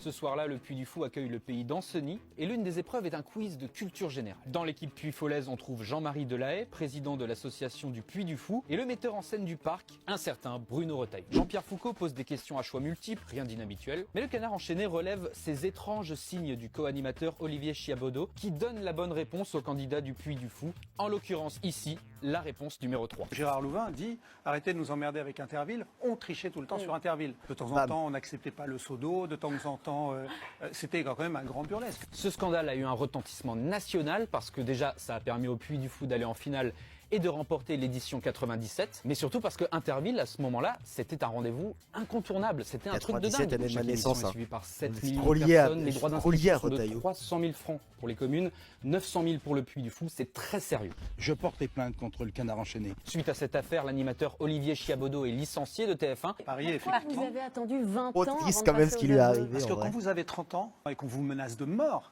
Qui on préfère parle, attention, on parle du groupe TF1 et vous connaissez la maison mère. Et concernant Bruno Retailleau, il n'a jamais nié publiquement son implication dans cette histoire. La Tu peux la pas la finir ta la carrière la. sur un top à la vachette. La Hein. la la la la la. La la la la la. Ah là là, qu'est-ce qu'on voit des trucs sur TikTok, c'est trop bien. Ah oui, attends. Ouais, attends. Vas-y, passe la présentation, s'il te plaît. Voilà. Voilà, donc lui, ce mec-là. Ce sera le dernier président de la République française, le premier président du premier Reich français. Ouais, c'est ça. Le C'est- premier chef d'État, le premier Führer du premier Reich français. Bon, plus sérieusement, sur une note un peu plus sérieuse, parce qu'en fait, c'était vraiment pour se marrer, pour voir à quel point ce mec, c'était un petit mesquin, tout méchant, tout mécréant. Donc, Bruno Retailleau, c'est celui qui est devenu président du parti Les Républicains lundi dernier. Il porte très mal son nom, hein. Oui, oui, oui, oui. Il n'a jamais oui. porté son nom aussi mal, ce parti. Et donc, comme l'expliquait exactement Somat Satou, très justement, c'est le fils spirituel de Philippe de Villiers. Et non, mais tricher à Interville, comment c'est possible éthiquement? Non, mais bon, là, c'est un vrai autre débat. C'est hein, un je veux dire. débat philosophique Oui, je sur veux dire. l'éthique d'Interville. Attention, oui, Oui. oui, c'est... Et donc, du coup, moi, ce qui m'intéressait, alors on n'aura pas la vidéo, mais c'est aussi, le gars est arrivé à avoir une stature. Et comment il a adhéré, en fait, aux Républicains? Commençons par le départ. Eh bien, c'est présenté sur cet éclairage fresque.ina dont on vous enverra le lien si Somat Satou vous le veut bien. Moi, je vous fais la lecture pendant ce temps-là pour vous expliquer un peu qui est ce type. Bruno Retailleau, le fidèle entre les fidèles, est brusquement écarté par Philippe de Villiers d'une entreprise à laquelle il avait été étroitement associé dès sa création. Et on l'a vu lors de la vidéo précédente, c'est le Puy du Fou. Parce que le premier directeur du Puy du Fou, après Philippe de Villiers, c'est Bruno Retailleau. C'était le poulain Exactement. Villiers, hein, de Villiers qui est aujourd'hui sur les ondes de CNews. Mais un gros facho, hein, c'est de à Villiers. côté, Hein. Zemmour, c'est un enfant de cœur. quoi. Oui, grave. Il a adhéré parce qu'il a compris qu'avec le MPF de Villiers, il n'avait pas d'avenir. Donc voilà, s'il affiche sa surprise, en réalité, les éléments de contention avec son mentor dataient de plusieurs mois. Pressenti en janvier 2009 par François Fillon, qu'il a connu au Conseil régional des Pays de la Loire, notre région qui était effectivement, à un moment donné, plus ou moins, où on a François Fillon en plus, pour entrer dans son gouvernement en tant que secrétaire d'État à l'économie numérique. Il apprend avec amertume que Philippe de Villiers s'y est opposé. Bah oui, évidemment, il n'aimait pas Sarkozy, Philippe de Villiers. Celui-ci a pu soupçonner une tentative de débauchage de son premier lieutenant, ou, probablement, prendre simplement ombrage de la stature nouvelle que son protégé allait acquérir. Avec la décision de Philippe de Villiers, la plaie est rendue publique et l'année 2010 va être celle de l'irrémédiable fracture. Dans une déclaration qui fera date, Bruno Retailleau annonce le 23 avril qu'il quitte le MPF, ne se sentant plus sur la même longueur d'onde que son président. Il est clair en effet qu'à l'amertume personnelle qu'il ressent, après plus de 20 années de loyauté indéfectible, s'ajoute une distance croissante avec la radicalisation du discours de Philippe de Villiers, notamment sur l'Europe, sur l'islam et sur l'immigration. Comme on vous l'expliquait, maintenant il est sur Europe 1 et CNews. Vulnérabilisé par sa contre-performance à la présidentielle de 2007, oui c'est vrai que de Villiers s'était présenté, Affaibli par la maladie et des problèmes familiaux. Alors, ces problèmes familiaux, c'est des problèmes d'inceste en interne de la Ouais. famille de Villiers. Ouais, Désolé, c'est mais chaud, hein. on reparle là de VSS, etc., d'intersectionnalité, tout est dans tout. Philippe de Villiers démissionne en octobre de la présidence du conseil général, donc du conseil départemental de la Vendée. Bruno Retailleau est élu à sa place, à la forte majorité, et réélu en 2011. Le vassal s'est installé dans le fief du seigneur, c'est ce qu'on peut dire, qu'on a remplacé. Lol, on voit que cet article est ancien. Bah ouais, c'est des archives, c'est l'INA. Un siège de sénateur acquis en 2010, la direction de l'UMP vendéenne en 2012, le parti auquel il vient d'adhérer quelques mois plus tôt seulement, la présidence du groupe sénatorial en 2014, consécration suprême, la présidence de la région des Pays de la Loire en 2015, et bien sûr le ministère de l'Intérieur en 2023 du coup, ou en 2024, et maintenant aujourd'hui la tête des Républicains, le gars, en plus donc d'être une énorme ordure d'un point de vue politique. Alors, pardon, excusez-moi. On va éviter Non, je l'anathème. crois qu'on peut lui dire, on peut le dire. Mais qui est un énorme droitier réactionnaire sur tous les rapports au monde, est en plus un énorme requin en politique, qui est d'un cynisme pur. Donc, moi, la question que j'ai envie de poser, c'est qu'est-ce qu'incarne finalement Bruno Retailleau dans cette histoire, quoi. Qu'est-ce qu'incarne Bruno Retailleau? Et en plus, c'est un tricheur à Interville, comme dit Mona Roussière. Bruno Retailleau incarne aujourd'hui la droite. C'est le patron de la droite. C'est le patron de la droite qui va de Macron à Zemmour et Le Pen. C'est le patron de la droite aujourd'hui, Bruno Retailleau.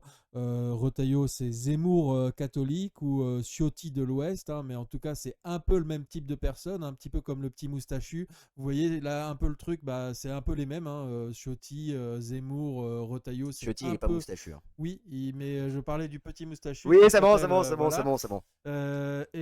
Bourré de complexes, est capable de nous plonger tous dans la barbarie. Clairement, c'est vraiment quelque chose qui, en plus, il y a un alignement des planètes pour Retailleau. Il est très proche d'Édouard Philippe, donc côté centre. Il est très proche des idées et il met en œuvre un programme.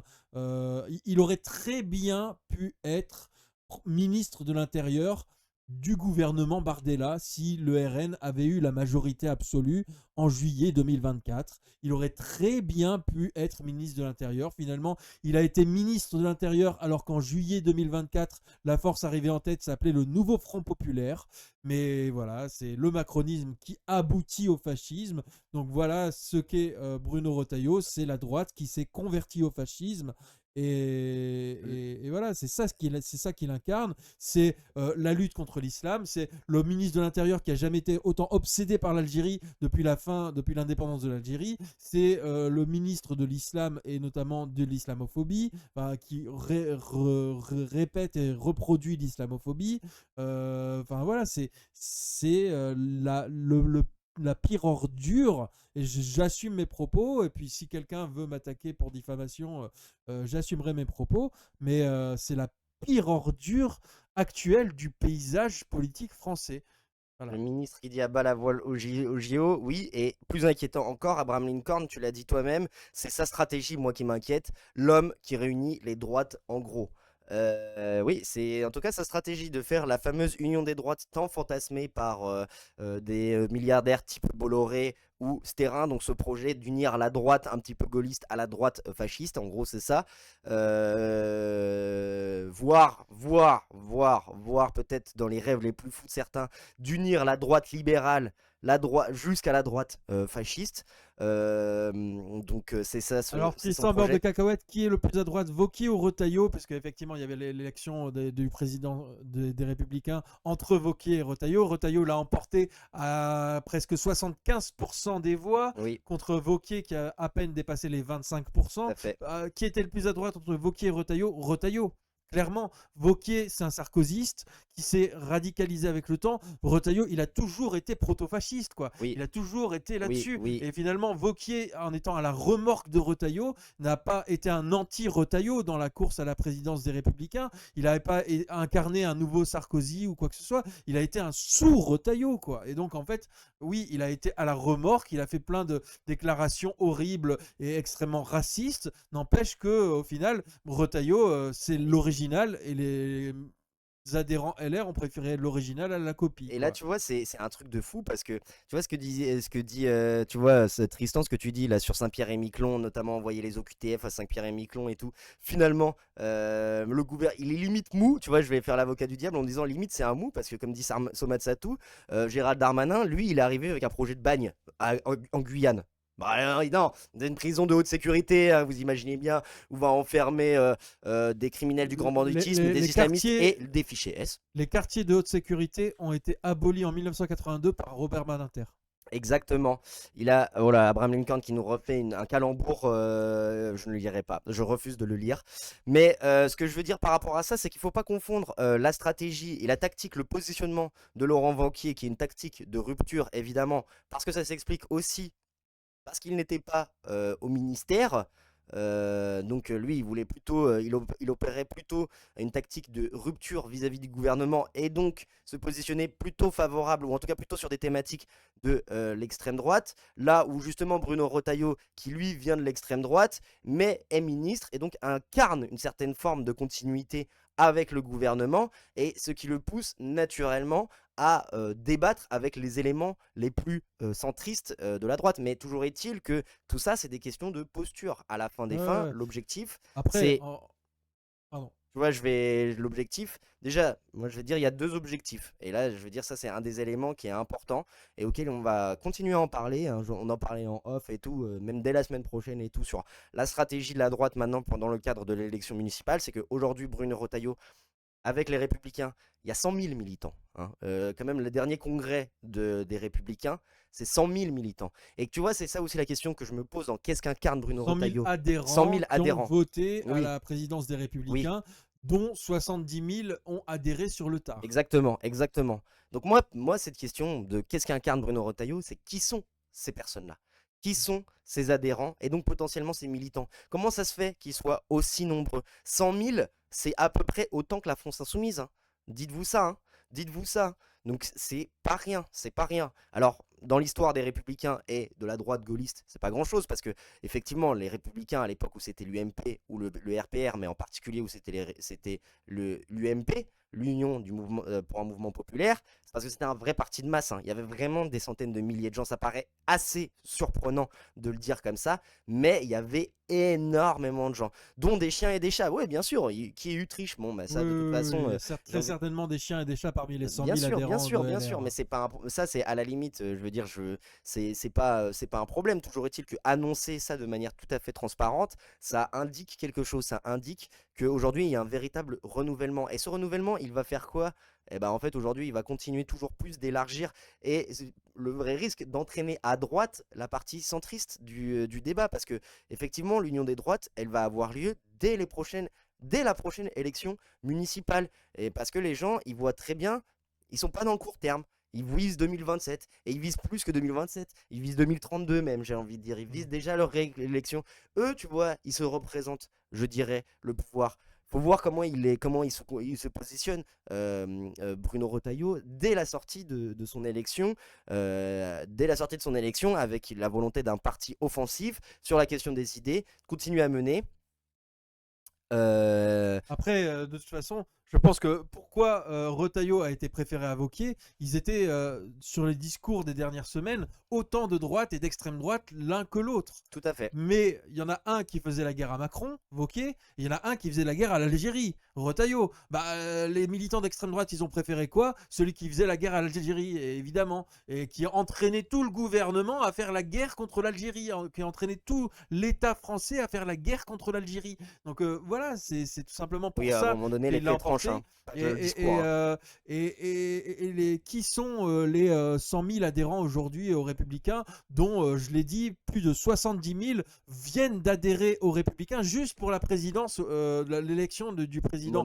Ils ont adhéré d'ailleurs pour faire élire Bruno Retailleau, puisqu'il a été élu avec 75% des voix. Mais en plus de ça, épingle-le, Somat, le lien. C'est aussi un élargissement sociologique, je pense, des militants, les Républicains. Je pense qu'on avait aujourd'hui essentiellement la moyenne et la haute bourgeoisie qui étaient représentées dans les adhérents et militants, les Républicains, chez les cadres des Républicains. C'est vraiment clairement la moyenne et la haute bourgeoisie. Eh bien, il y a la petite bourgeoisie, un peu poujadiste, qui a décidé d'adhérer en masse pour l'élection de Retailleau, pour on va dire, le plébiscite de Retailleau dans les Républicains, et que ces gens-là, c'était très certainement des électeurs de Zemmour, très certainement des électeurs de Le Pen ou de ou du RN lors des législatives 2024, ou des ciotistes de 2024. Et donc voilà, ces gens-là sont clairement sur la ligne Zemmour, qui est maintenant la ligne Retailleau, qui est celle de l'union des droites, quoi. Les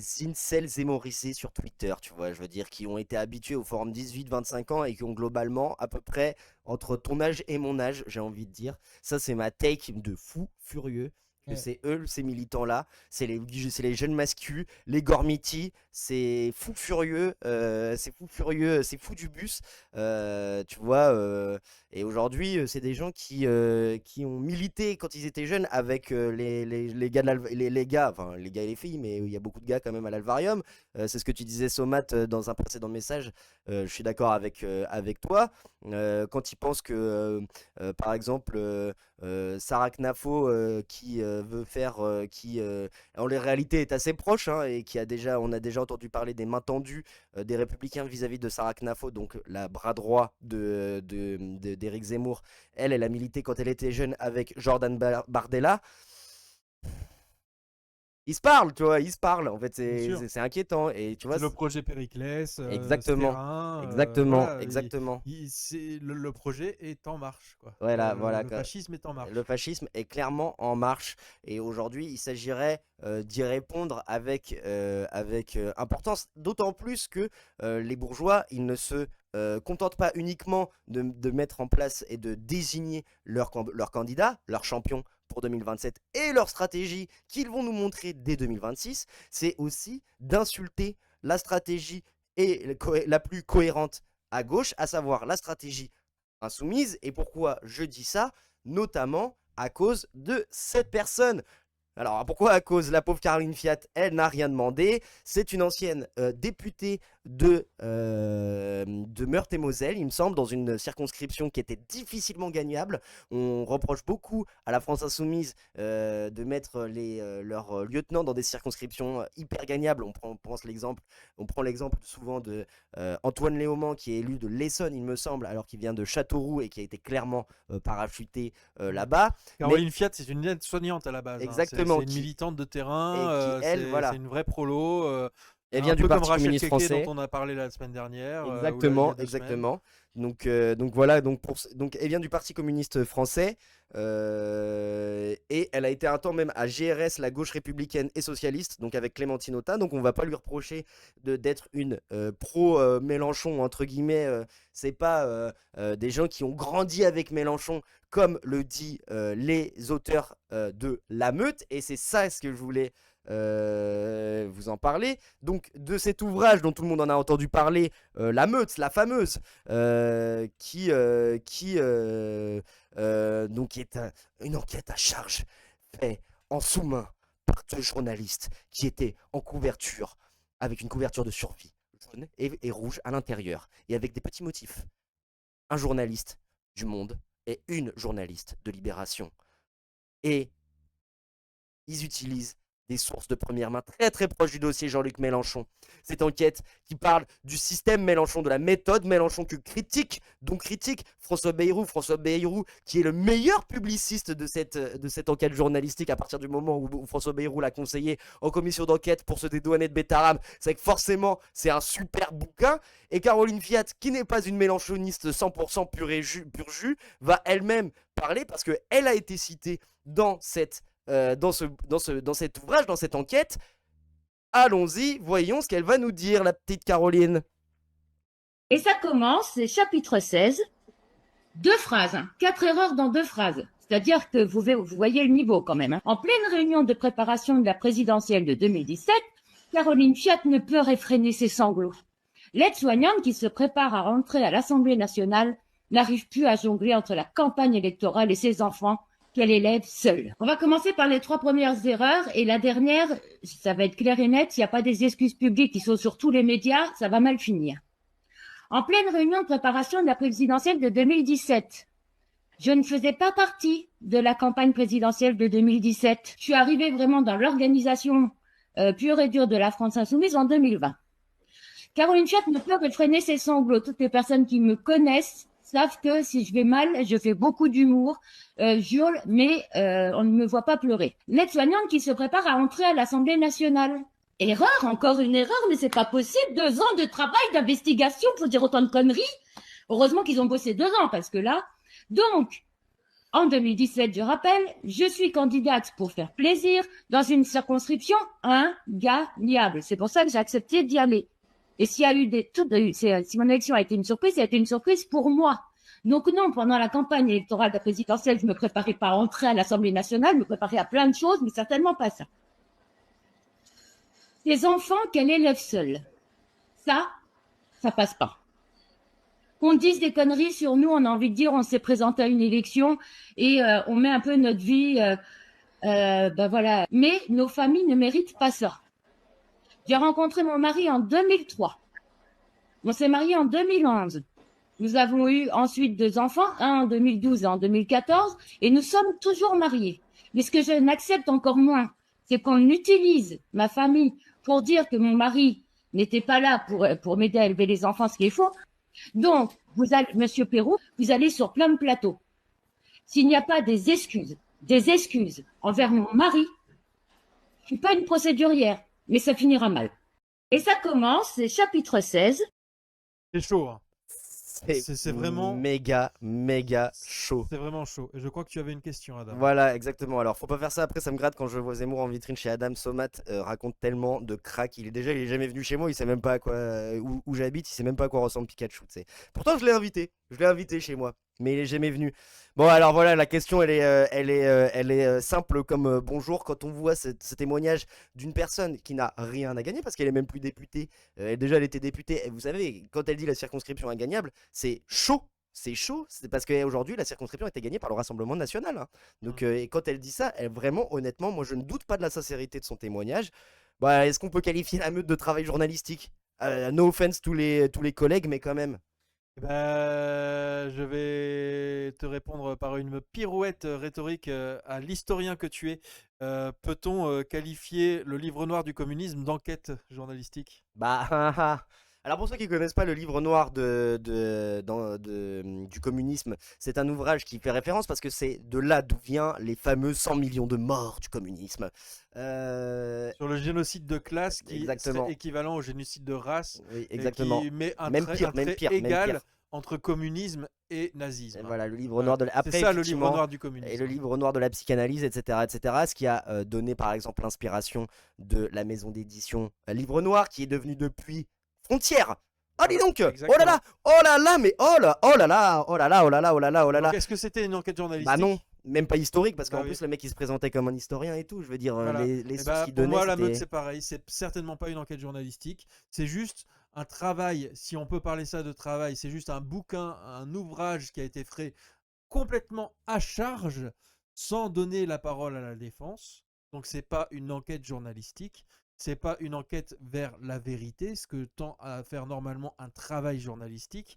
C'est une enquête à charge, faite par des gens qui sont des privilégiés, qui tiennent leurs privilèges du capitalisme et qui craignent plus que tout le mouvement qui peut faire vaciller le capitalisme, à savoir la France insoumise aujourd'hui. C'est un roman politique, comme dit Somat Satou, effectivement un roman politique extrêmement bien écrit. Hein. Si vous voulez le lire en tant que divertissement, oui, bah alors là franchement allez-y. Si vous pensez que c'est une enquête journalistique qui vaut preuve, et je veux dire, rappelez-vous que c'est quand même c'est quand même cet ouvrage-là qui a servi de référence pour la défense de François Bayrou sur la commission d'enquête parlementaire sur Betaram. Il l'avait à côté de lui. Ouais. La meute à côté de lui. Hein. Moi, tu sais ce que ça me dit, ce que ça me fait dire, c'est vraiment, j'en reviens à cette pirouette que je dis souvent où on dit ouais, vous êtes des journalistes militants.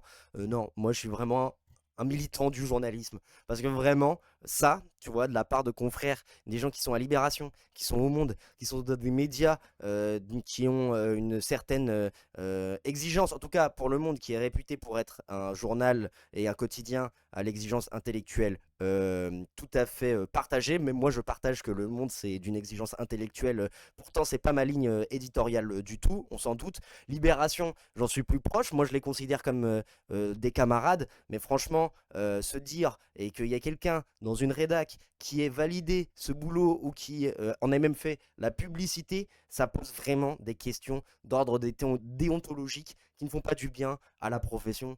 Franchement, honnêtement, c'est Et- pas comme ça qu'on fait du journalisme. Je suis Quand je désolé. parlais de privilèges, un peu de la même manière qu'Olivier Morin, dans notre premier documentaire, parlait de lutte des classes agricoles, je pense qu'il y a une lutte des classes journalistiques, il y a une lutte des classes médiatiques. Grave.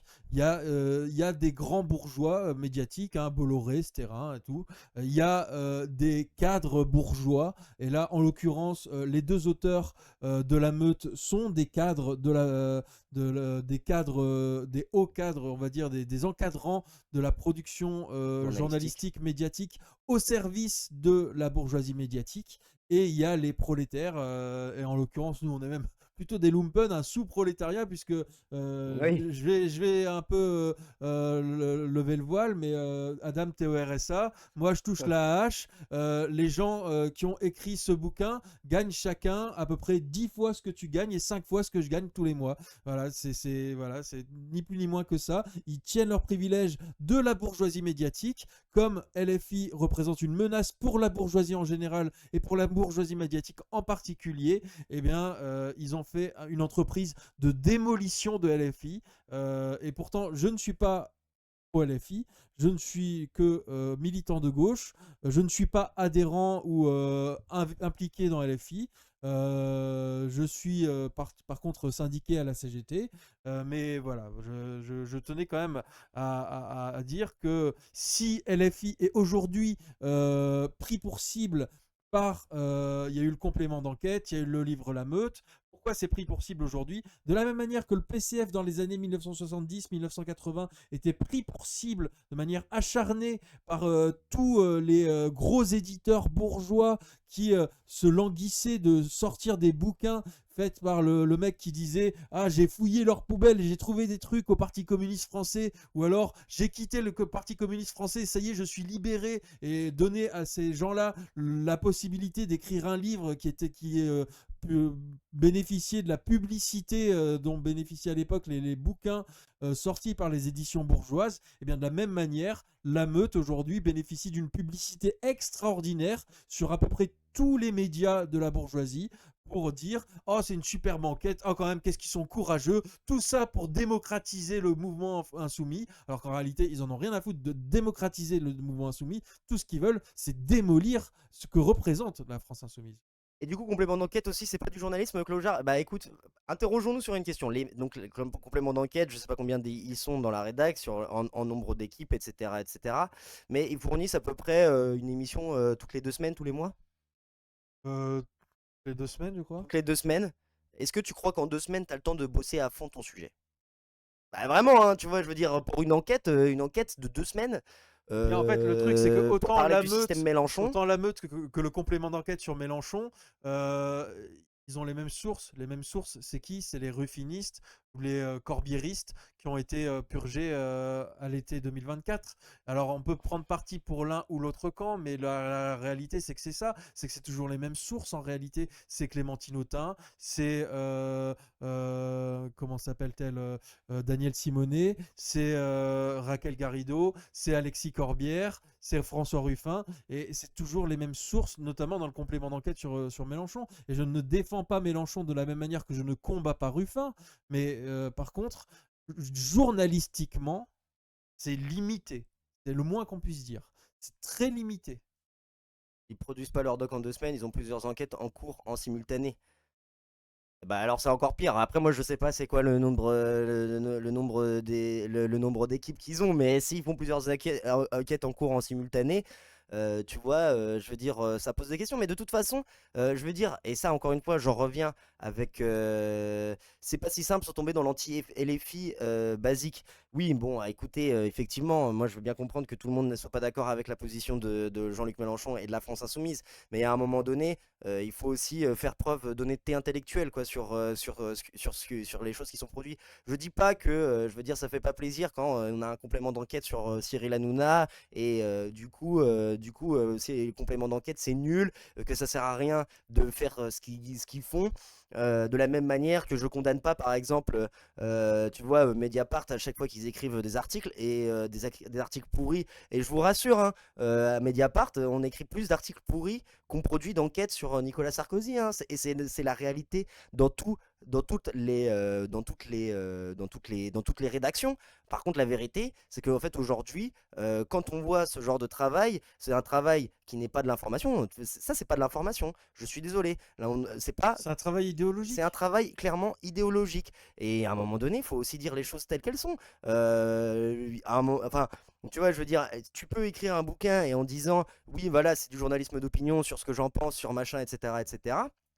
Mais ça reste un travail idéologique avec en plus des méthodes qui ont été employées et qui sont démontées par des personnes qui sont censées être citées dans le texte. Et donc là, en fait, aujourd'hui, qu'est-ce qui se passe? C'est qu'en fait, ça pose énormément de questions sur, je veux dire, l'utilisation des sources par des journalistes, parce que c'est quand même la base du métier de journalisme. Être capable de sélectionner les sources, de les recouper pour en tirer une analyse. À partir du moment où la source en question témoigne à visage découvert que le procédé est dégueulasse, c'est que ça devrait vraiment, vraiment nous interroger. Et encore une fois, je ne dis pas, même pas, que, par exemple, sur la question de la meute, ça pose pas des problèmes et des questions sur notamment l'organisation en interne de la France Insoumise. On est les premiers à le dire, mais on n'a pas besoin de la meute pour le dire. Voilà, je veux dire, lisez plus. En lisant Infoscope, par exemple, là, on a écrit un article la semaine dernière là-dessus. Là, cette semaine, on va parler du kit des municipales de la France Insoumise. Donc voilà, la critique, elle est nécessaire. Mais à cause de ce genre d'entreprise, et c'est ça, d'ailleurs, le coup de génie de la... Merde. Le coup de génie, c'est l'affiche qui se casse la gueule, mais c'est pas grave, on va continuer le stream. Exactement. Comme si de rien n'était.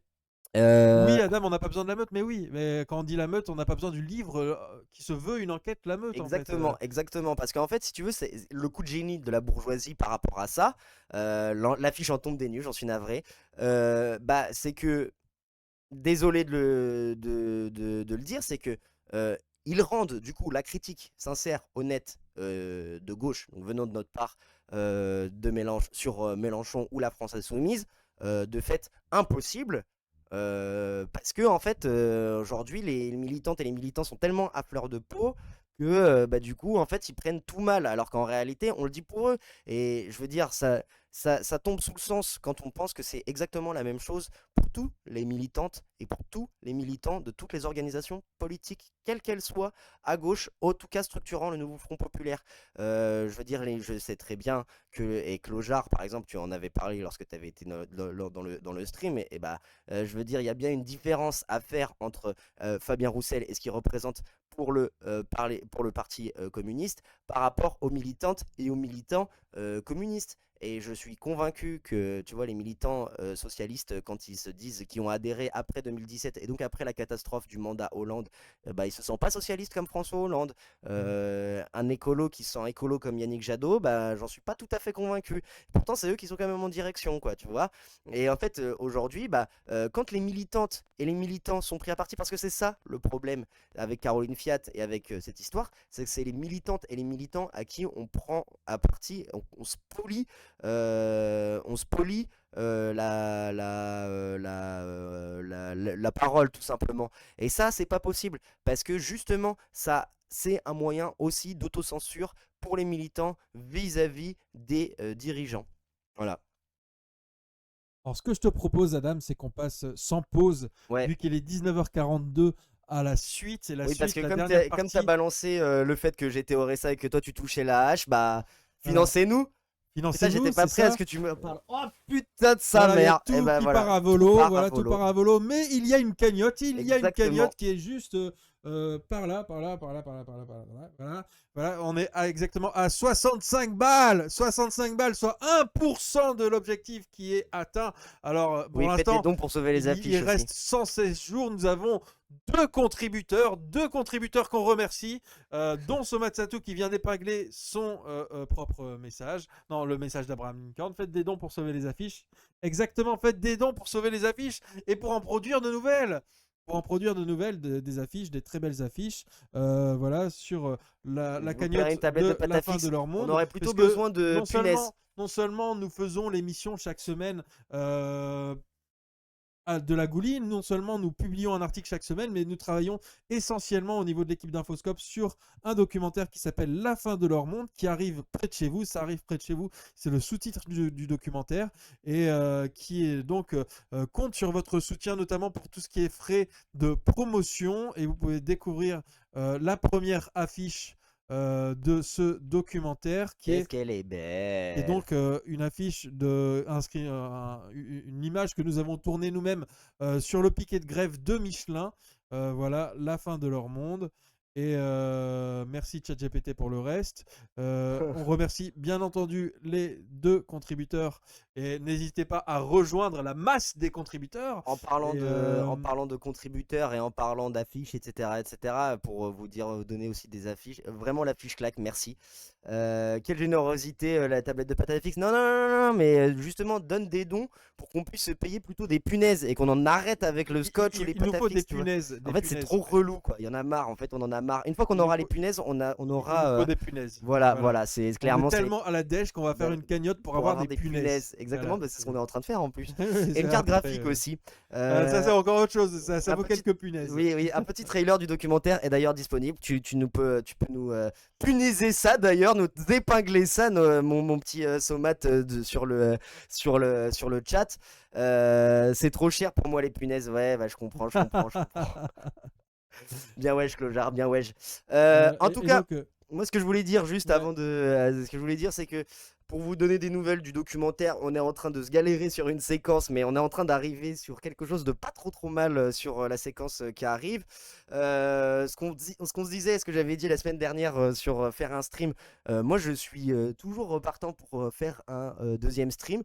J'ai des propositions de date, on en parlera plus ou moins, mais peut-être plutôt un midi en milieu de semaine. Voilà, pour vous parler du documentaire, faut nous dire ce que vous en pensez, le chat, parce que ce matin, tout à l'heure, on a eu cette discussion avec Ben de savoir quelle était la pertinence pour avoir un stream qui parle justement en plus spécifique du documentaire, notamment à partir du 9 juin quand on aura lancé notre première version. Et puis voilà quoi, on peut abonnez-vous quoi. Abonnez-vous. Et puis, je vous mets sans plus attendre l'article qui sort aujourd'hui, l'article de Clémence Pinault, la boîte à outils municipale de LFI, entre cohérence nationale et centralisme assumé. La boîte à outils municipale de LFI entre cohérence nationale et centralisme assumé, qui est donc un travail programmatique inédit à l'initiative de LFI pour ce qui est des municipales. Et Clémence, notre autrice, interroge justement sur les bons et les mauvais côtés de cette boîte à outils, de ce kit programmatique, un outil redoutable mais à double tranchant. Je vous laisse découvrir le reste par vous-même sur le site d'Infoscope. Merci Somat d'avoir été plus rapide que tout le monde. Et puis, juste avant de te poser la question, puisque je vais d'abord montrer la boîte à outils programmatique municipale 2026. Donc, c'est Clémence Guettet et Adrien Clouet, responsables du programme de la France Insoumise, qui l'introduisent et qui ensuite précisent la méthodologie, les garanties programmatiques, il y en a 9, commencer la révolution citoyenne dans les communes, instaurer la règle verte communale, passer à une alimentation 100% bio et locale, favoriser l'école publique et laïque, des communes engagées pour la paix, table des matières, donc commencer la révolution citoyenne, commencer la planification écologique, et fortifier l'entraide. Et enfin, dernier point, construire la nouvelle France. Tout ça est détaillé. Mais ce que je voulais te poser comme question. Ce sera un medley de plusieurs questions, mais je ne t'en poserai finalement qu'une seule, mon cher Adam, qui est là pour représenter l'autrice qui malheureusement n'est pas Oui, disponible. voilà, je Clémence suis n'est pas l'avocat. disponible Parce qu'en fait, Ben, ce il a soir. voulu dézinguer notre article, il a dit qu'on allait trop loin. En réalité, je m'inscris en faux de cet article, c'est-à-dire que je ne suis pas d'accord avec cet article, mais c'est aussi la richesse d'Infoscope d'avoir des débats sur tous les sujets, d'être parfois d'accord avec Adam sur un sujet, d'être parfois en désaccord avec Adam sur un autre sujet. C'est comme ça que vit justement notre groupe et je pense que c'est quelque chose d'assez sain. Mais cet article, il ne critique finalement pas tant. L'article de Clémence ne critique pas tant le contenu du kit programmatique de la France Insoumise que son existence même qui pourrait, je cite, donner la possibilité de créer de nouveaux militants Playmobil. Donc voilà, ça va assez loin dans la critique. Après, c'est quand même sourcé, documenté, mais ça va assez loin dans la critique, même si le travail qui a été... on va dire accompli par la France Insoumise est quand même considéré, mais la seule question que je te poserai, c'est en pleine campagne de toute la bourgeoisie politico-médiatique, on l'a vu de Libé à Retailleau contre LFI, pourquoi porter la critique à notre niveau et maintenant, spécifiquement sur la France Insoumise? Oh, putain, franchement, en fait, c'est la première fois qu'on est en train de présenter notre article après sa publication, tellement on a blablaté, mais c'est bien, effectivement, je suis d'accord avec votre désaccord, et moi je suis complètement d'accord avec le fait que tu sois d'accord sur notre désaccord. Moi je suis d'accord que ce soit vraiment la gouline. Merci à vous, hein, les goulinoises, hein, parce que c'est grâce à vous en fait hein, qu'on fait tout ça. Moi je passe toujours un bon moment, mais là c'est vrai que la discussion traîne, mais heureusement que la discussion traîne et qu'on prend le temps d'avoir ce genre de débat. Pour répondre à Ben, parce que vous êtes démocrate, oui, effectivement. Je me méfie, tu disais Mona Roussière, des boîtes à outils qui s'adaptent mal aux réalités de terrain et aux alliances locales qui sont nécessaires pour des municipales. Je suis un peu en accord avec toi et en même temps, il faut rendre à César ce qui appartient à César. Et pour parler justement de aujourd'hui, est-ce que dans la séquence et dans l'actualité, il est pertinent de critiquer la France Insoumise? Je dirais mieux encore. C'est notre exigence d'apporter une critique à tout ce que fait la gauche. C'est, je pense vraiment, et de manière générale, d'apporter une critique. Parce que la critique, elle nous abaisse quand on se dispute, elle nous élève quand on discute. Ok. Bam! Alors, exactement, il est essentiel de pouvoir critiquer tout, surtout en la période. Parce qu'aujourd'hui, justement, parce que les camarades sont à fleur de peau. Là, on voyait Clojar tout à l'heure qui parlait de stratégie de la France Insoumise qui est divisionniste. On voit aujourd'hui que, en fait, le militantisme et la manière dont on l'approche, dont les militantes et les militants l'approchent, en fait, c'est pas ok. Et pourquoi c'est pas ok? Parce qu'en fait, on vit une période de fascisation, de fascisme dans certains pays et de fascisation dans d'autres. Bonne soirée à toi, Mona. Bonne Merci. soirée, Mona, merci. Et que justement, l'ambition aujourd'hui pour les pays, par exemple nous en France, pour parler d'un sujet qui nous concerne, c'est d'empêcher le fascisme au pouvoir. Et pour les pays où le fascisme est au pouvoir, c'est de en finir avec le fascisme au pouvoir. Donc en fait, évidemment que ça implique une réflexion sur nous-mêmes et un débat collectif entre camarades sur la stratégie, sur les postures à mener. Et donc la critique, elle est essentielle. Et justement parce qu'on vit une période où on est un peu à fleur de peau, c'est là où justement je pense que c'est notre rôle, nous en tant qu'Infoscope, de pouvoir être cet élément moteur du débat, où les positions, même les positions les plus critiquées, ou les plus critiquables, ou les plus dures, les machins, etc., elles se positionnent. On a parlé d'intersectionnalité aujourd'hui, on a parlé de la stratégie de la France Insoumise, divisionniste ou pas, on parle du kit des municipales. Et en fait, aujourd'hui, qu'est-ce que ça signifie tout ça? C'est qu'en fait, à gauche, on a un débat qui vit, et c'est normal que toutes les réponses, elles ne sont pas en soi, elles ne soient pas données en soi, parce que moi, où je te rejoins, par exemple, moi, je suis marxiste, tu vois. Moi, j'agis en tant que marxiste. Et pour moi, la première chose, c'est de réfléchir avec du recul sur ce que nous produisent les organisations parce que c'est politique et parce qu'il faut les prendre d'un point de vue le plus rigoureusement possible.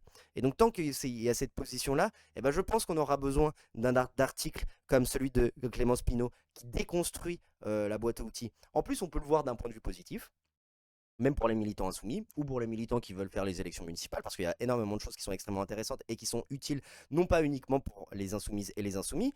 Je pense que c'est un outil dont pourrait se saisir toute la gauche. Et bah en fait, justement, la déconstruction du programme ou du kit programmatique, de la boîte à outils programmatique de la France insoumise par par notre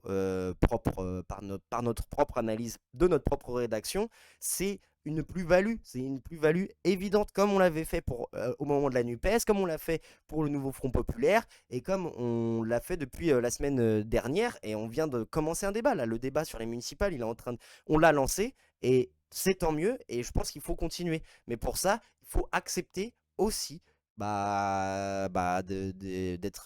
d'être critiqué, quoi, si tu veux. Ouais. Alors justement, puisqu'on vient justement d'entamer un nouveau cycle journalistique sur la question des municipales, avec l'article de la semaine dernière où tu critiques le fait que les échéances électorales, les échéances de l'État bourgeois sont trop prééminentes dans les agendas des organisations de gauche.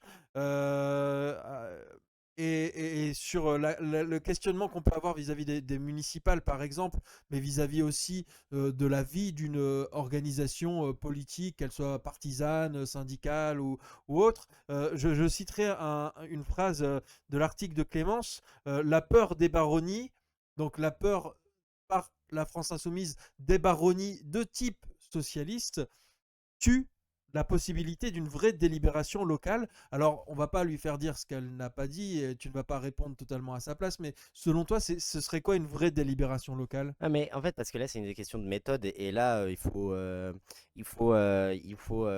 voir qu'aujourd'hui, dans toutes les méthodes de structuration, il y a des avantages à ces méthodes de structuration, et évidemment, il y a des réponses, il y a des impensés liées en fait justement à toutes les méthodes de structuration. De toute façon, c'est comme au foot, c'est comme au rugby, de toute façon, je veux dire, il n'y a pas de stratégie. Par exemple, au foot, pour les amateurs de foot, en 4-4-2, ça va t'apporter une certaine forme de sécurité sur certains aspects du jeu, mais moins sur d'autres, etc.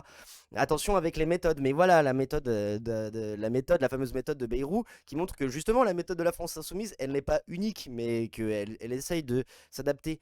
Mais par contre, c'est sûr qu'on ne n'est pas de la même manière au sein de la France insoumise qu'au sein des autres organisations, notamment des partis politiques traditionnels, le Parti socialiste, le Parti communiste français et Europe Écologie Les Verts. Qu'aujourd'hui, on n'approche pas le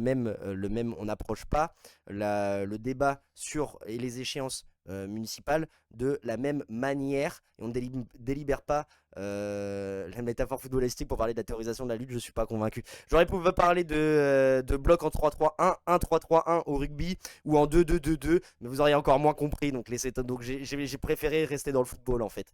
Ce que je veux juste dire par rapport à ça, c'est que aujourd'hui, à gauche, il y a globalement, on va dire, deux grandes stratégies. Tu as la stratégie que je vais qualifier de programmatique, et la stratégie que je vais qualifier de unioniste, tu vois. Je veux dire, et par exemple, dans les délibérations, on le voit à Angers, le Europe Écologie Les Verts et le Parti Socialiste notamment, eux ils sont plus dans une logique unioniste, et donc ils vont se poser la question de quelle personne on va mettre en avant, quel programme, en tout cas quels vont être les marqueurs, etc. Et donc on va délibérer sur ces questions-là, qui sont des questions qui sont aussi extrêmement intéressantes.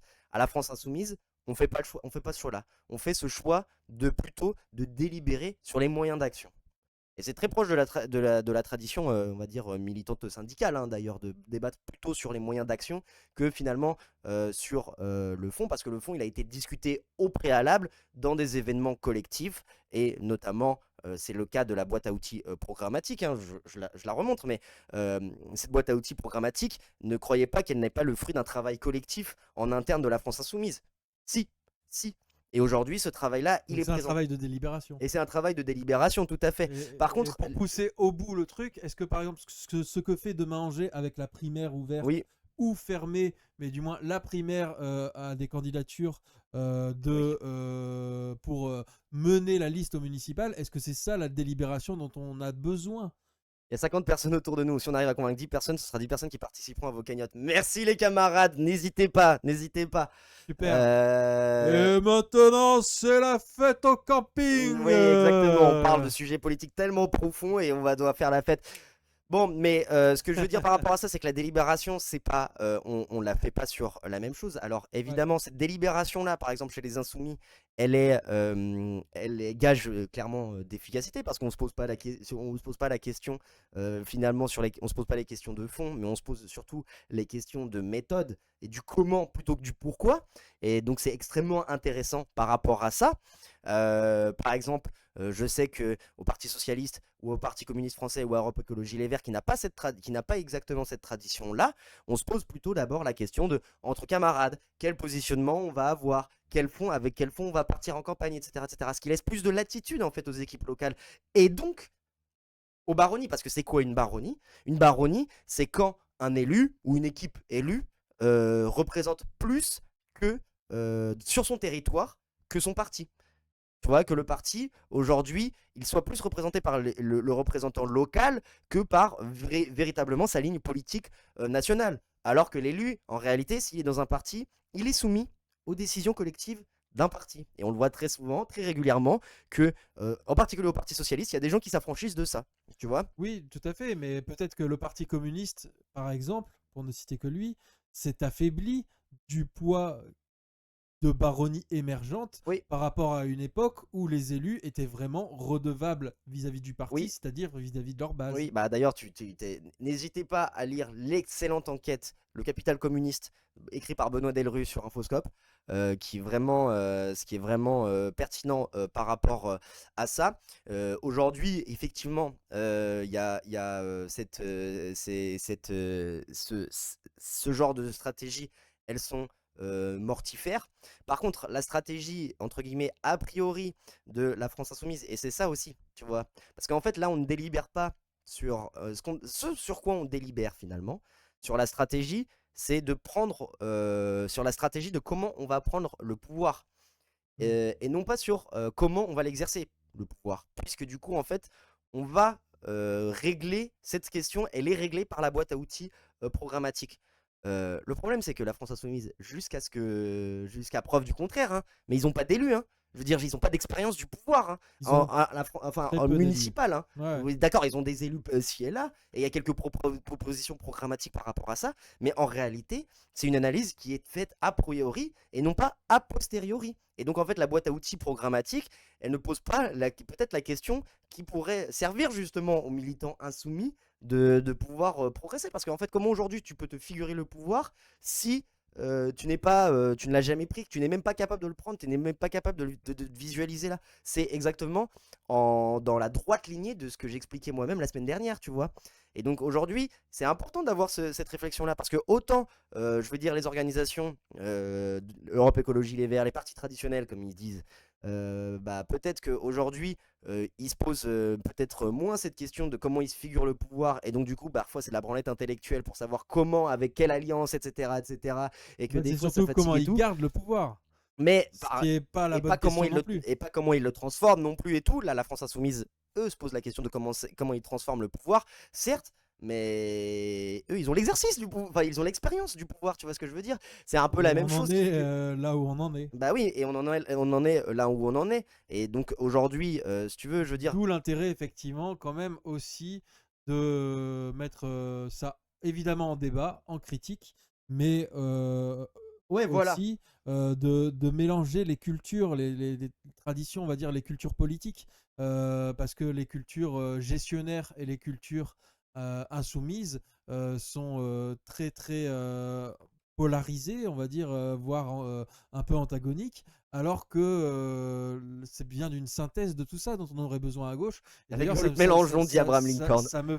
Ça me fait penser d'ailleurs à un communiqué de presse qui est celui de ma section, qui est de section d'Angers. Mais les mecs ils balancent tout, tu vois, ça n'a pas été balancé en inside, putain. Non, même en off on en avait pas parlé. C'est vrai que c'est un communiqué qui appelle toutes les forces de gauche à se mettre autour de la table pour qu'il n'y ait pas 3 listes, mais une seule Et à l'issue des délibérations, tu vois, j'en ai et pas. y compris que ça aille de LFI jusqu'à des gens comme, je crois, Noam Léandri, qui est plutôt proche de Grégory Blanc, qui est lui-même plutôt proche des macronistes. Oui. Enfin voilà, c'est finalement qu'il y ait une vraie alliance très très large pour essayer un peu de concurrencer Béchu. Sinon, Oui. Béchu, il a déjà gagné avec Mais la division de la gauche. Alors, et comme disait Somat, là, ce que tu as dit, il faut pas tirer sur l'ambulance non plus, comme tu le résumais juste avant, c'est mieux d'avoir une boîte à outils, même non fonctionnelle, que pas d'outils.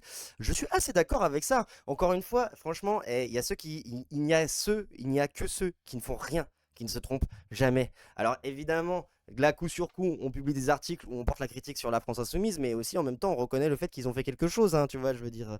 Et là où en fait, on tire hommage, parce que là, tu parlais justement du communiqué de presse de la section d'Angers, que j'ai utilisé justement la semaine dernière pour illustrer justement, pour moi, une position sur laquelle je me rapproche aussi, même si je suis pas au Parti communiste français.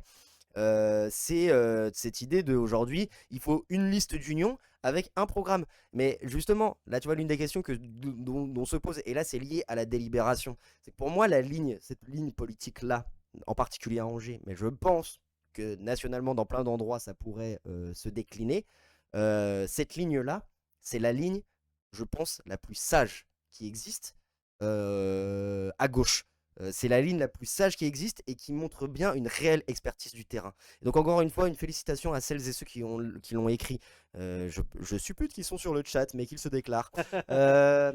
Mais par exemple, une chose, pour le coup, qui n'ont pas discuté, et c'est l'un des défauts justement de pouvoir débattre sur ce communiqué de presse et tout, c'est que ils n'ont pas répondu à la question de comment ils animent ce communiqué de presse. Et malgré, tu vois, Le communiqué de presse, tu veux dire cette union? bah, en tout cas, cette position, cette ligne politique franche, il faut aussi pouvoir l'animer au quotidien. Et on n'a pas vu, par exemple, de campagne structurante du Parti communiste français sur Angers, par exemple, sur cette question. Et donc, en fait, aujourd'hui, là aussi, je dis pas, et tu vois, et pourtant, je suis d'accord avec la délibération. Enfin, la délibération a apporté quelque chose de positif, c'est-à-dire une ligne qui est, je pense, politiquement sage, mais sans moyen d'action. Et les France Insoumises, eux, ils se gargarisent du contraire. Bah voilà, ils ont peut-être pas forcément une ligne qui est extrêmement bien ficelée, qui est non fonctionnelle, mais par contre, au moins avec des méthodes qui sont bonnes. Mais le problème, c'est qu'aujourd'hui, on voit bien qu'il y a complémentarité évidente entre les deux traditions politiques, quoi. Il y a une complémentarité évidente, c'est ce qui fait le sel de l'unité et de l'union de la gauche, qui est capable d'arriver au pouvoir, même à la majorité relative, en 3 semaines. Donc imaginez en 6 mois, imaginez en 2 ans. Et c'est ça, en fait, le truc qui est fou, parce que à la fin des fins, ce kit programmatique, je veux dire, qu'est-ce qui va être retenu? En fait, quel signal on envoie? Quel signal envoie, je suis désolé, Clémence Guettet et Adrien Clouet, responsable du programme de la France Insoumise? C'est qu'ils préfèrent, alors que la France Insoumise sont les leaders à gauche de fait, ils préfèrent continuer à creuser leur sillon plutôt que d'entretenir la dynamique unitaire. Alors c'est leur choix, mais ça c'est un choix qui est vraiment, honnêtement, hautement critiquable. Je suis désolé, malgré tout Alors, ce qu'on pourra dire ça, sur toutes les shitstorms et tout, mais c'est hautement critiquable. Et moi, en tout cas, je le critique. Moi, je le critique. Ouais. Tu vois? Mais après, la France Insoumise, c'est pas les derniers non plus qui ont souhaité qu'il y ait des listes nouveaux fronts populaires dans toutes les grandes villes. Bien sûr, C'est pas les derniers. mais bien C'est sûr. pas les seuls, mais c'est pas les derniers. Mais bien sûr, mais tu sais très bien comment on anime un collectif de travail avec des gens qui aux opinions totalement différentes et aux intérêts divergents. Et Ouais. des intérêts contradictoires. Parce que je rappelle que la politique, telle qu'elle est pensée dans une démocratie libérale, c'est un marché.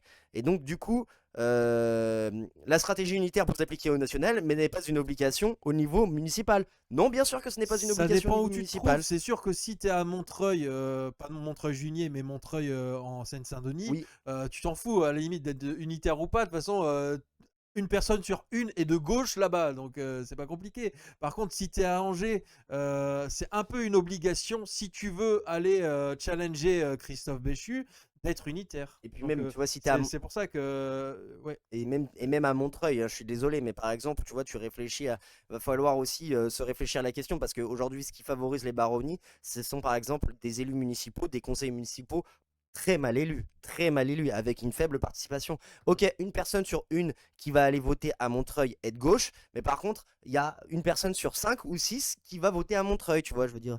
Et peut-être qu'en fait, entretenir cette dynamique majoritaire, cette dynamique unitaire, et ben en fait, justement, elle va permettre, je pense, à la France Insoumise d'encore plus creuser son sillon, plus efficacement, plus rapidement, plus loin, avec cette fameuse stratégie d'aller convaincre les quartiers populaires et la jeune bourgeoisie intellectuelle, les jeunes en formation, les travailleuses et les travailleurs en formation, ce nouveau prolétariat, ce prolétariat du 21e siècle.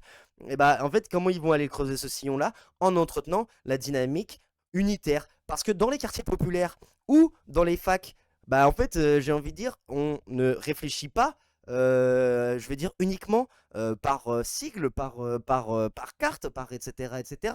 En fait, j'ai envie de dire, moi qui ai été militant à l'UNEF, toi aussi tu as été militant à l'UNEF, hein, tu vois, je veux dire, on voit bien tout ce que la division syndicale produit de pire, tu vois, vraiment. Hein. Aujourd'hui, maintenant, par exemple, dans la fac, on se retrouve avec 50 000 organisations étudiantes dont les débats, en réalité, franchement, on s'en branle. Hein. La plupart des débats, on s'en branle. La question, c'est comment on fait pour nous défendre, nous, matériellement et moralement, dans les facs, face à des études et à des conditions d'études qui sont de plus en plus compliquées, tu vois. Sors de l'UNEF, Adam, sors de Ouais, l'UNEF. non, mais... Allez, plus sérieusement, on va juste vous remettre une dernière louche de notre cagnotte pour qu'on puisse enfin remettre.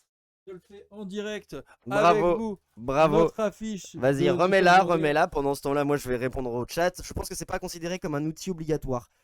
Bah, pour moi, c'est un outil beaucoup plus obligatoire, l'unité à gauche, qu'un kit, qu'un kit programmatique. Mais l'unité à gauche, c'est pas Elifi qui la bat à grands coups de trahison. Non, mais ce n'est pas elle qui l'entretient non plus.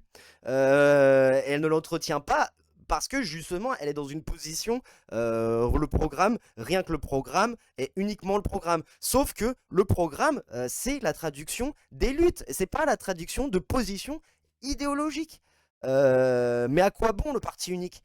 À quoi bon le parti unique? Ça, c'est des questions de tradition militante. Hein, je veux dire, moi. Vous voyez comme là, ça a été bien remis. Quand oui, même, exactement. C'est du travail propre. Hein, la Rochefort, la majorité des candidats de gauche veulent l'union pour les municipales, mais t'entends les insoumis et les insoumises, ils veulent l'union pour les municipales. Mais l'union pour les municipales, j'ai envie de dire, c'est en fonction de qui et de quoi. Là où les insoumis ont raison, c'est qu'ils sont pas prêts à brader l'union, tu vois. Et ça, à la limite, c'est à leur honneur de prendre ça, parce qu'on ne gère pas une ville parce que c'est comme ça, tu vois. Moi, quand j'entends des fois des gens et des discours qui sont portés sur Demain Angers, et pourtant la plupart c'est des camarades avec qui j'ai beaucoup d'estime, mais vraiment Demain Angers, donc ce rassemblement qui va d'Europe Écologie Les Verts et le PS globalement, enfin le bloc écologiste et le PS, et avec les anciens de la France Insoumise qui ont été purgés l'après, les Clémentine Autain et tout ça, en fait, quand je vois les débats notamment sur la gestion du budget municipal, où on parle de retourner à l'équilibre budgétaire, bah ouais, moi ça me fait flipper, ça me fait clairement flipper. Tu vois, mais à quoi bon? Donc on va pas trancher le débat ce soir, d'ailleurs on le tranchera jamais, le débat continuera. D'ici à 2026, on l'aura tranché, j'espère quand même. Non, on n'aura jamais tranché complètement définitivement le débat sur comment prendre le pouvoir, comment l'exercer, surtout quand on prend le pouvoir, c'est pas juste les dirigeants de gauche, c'est d'abord le peuple en mouvement. Voilà, mais évidemment, merci à toutes et à tous, les Goulinoises. Moi, je suis pas d'accord avec le fait que tu sois pas d'accord, Somat Satou. Là, va falloir que tu cut. Merci à vous, les camarades. Merci. Merci à les toutes Goulinoises. Les camarades Goulinoises d'avoir participé au chat. Et si vous êtes sur YouTube, n'hésitez pas à aller sur Twitch. Si vous êtes sur Twitch, n'hésitez pas à aller sur YouTube. Si vous êtes sur Spotify, n'hésitez pas à aller donner sur la cagnotte. Et voilà, ciao, bisous. Topette, on vous aime. Et Somat Satou rend l'argent.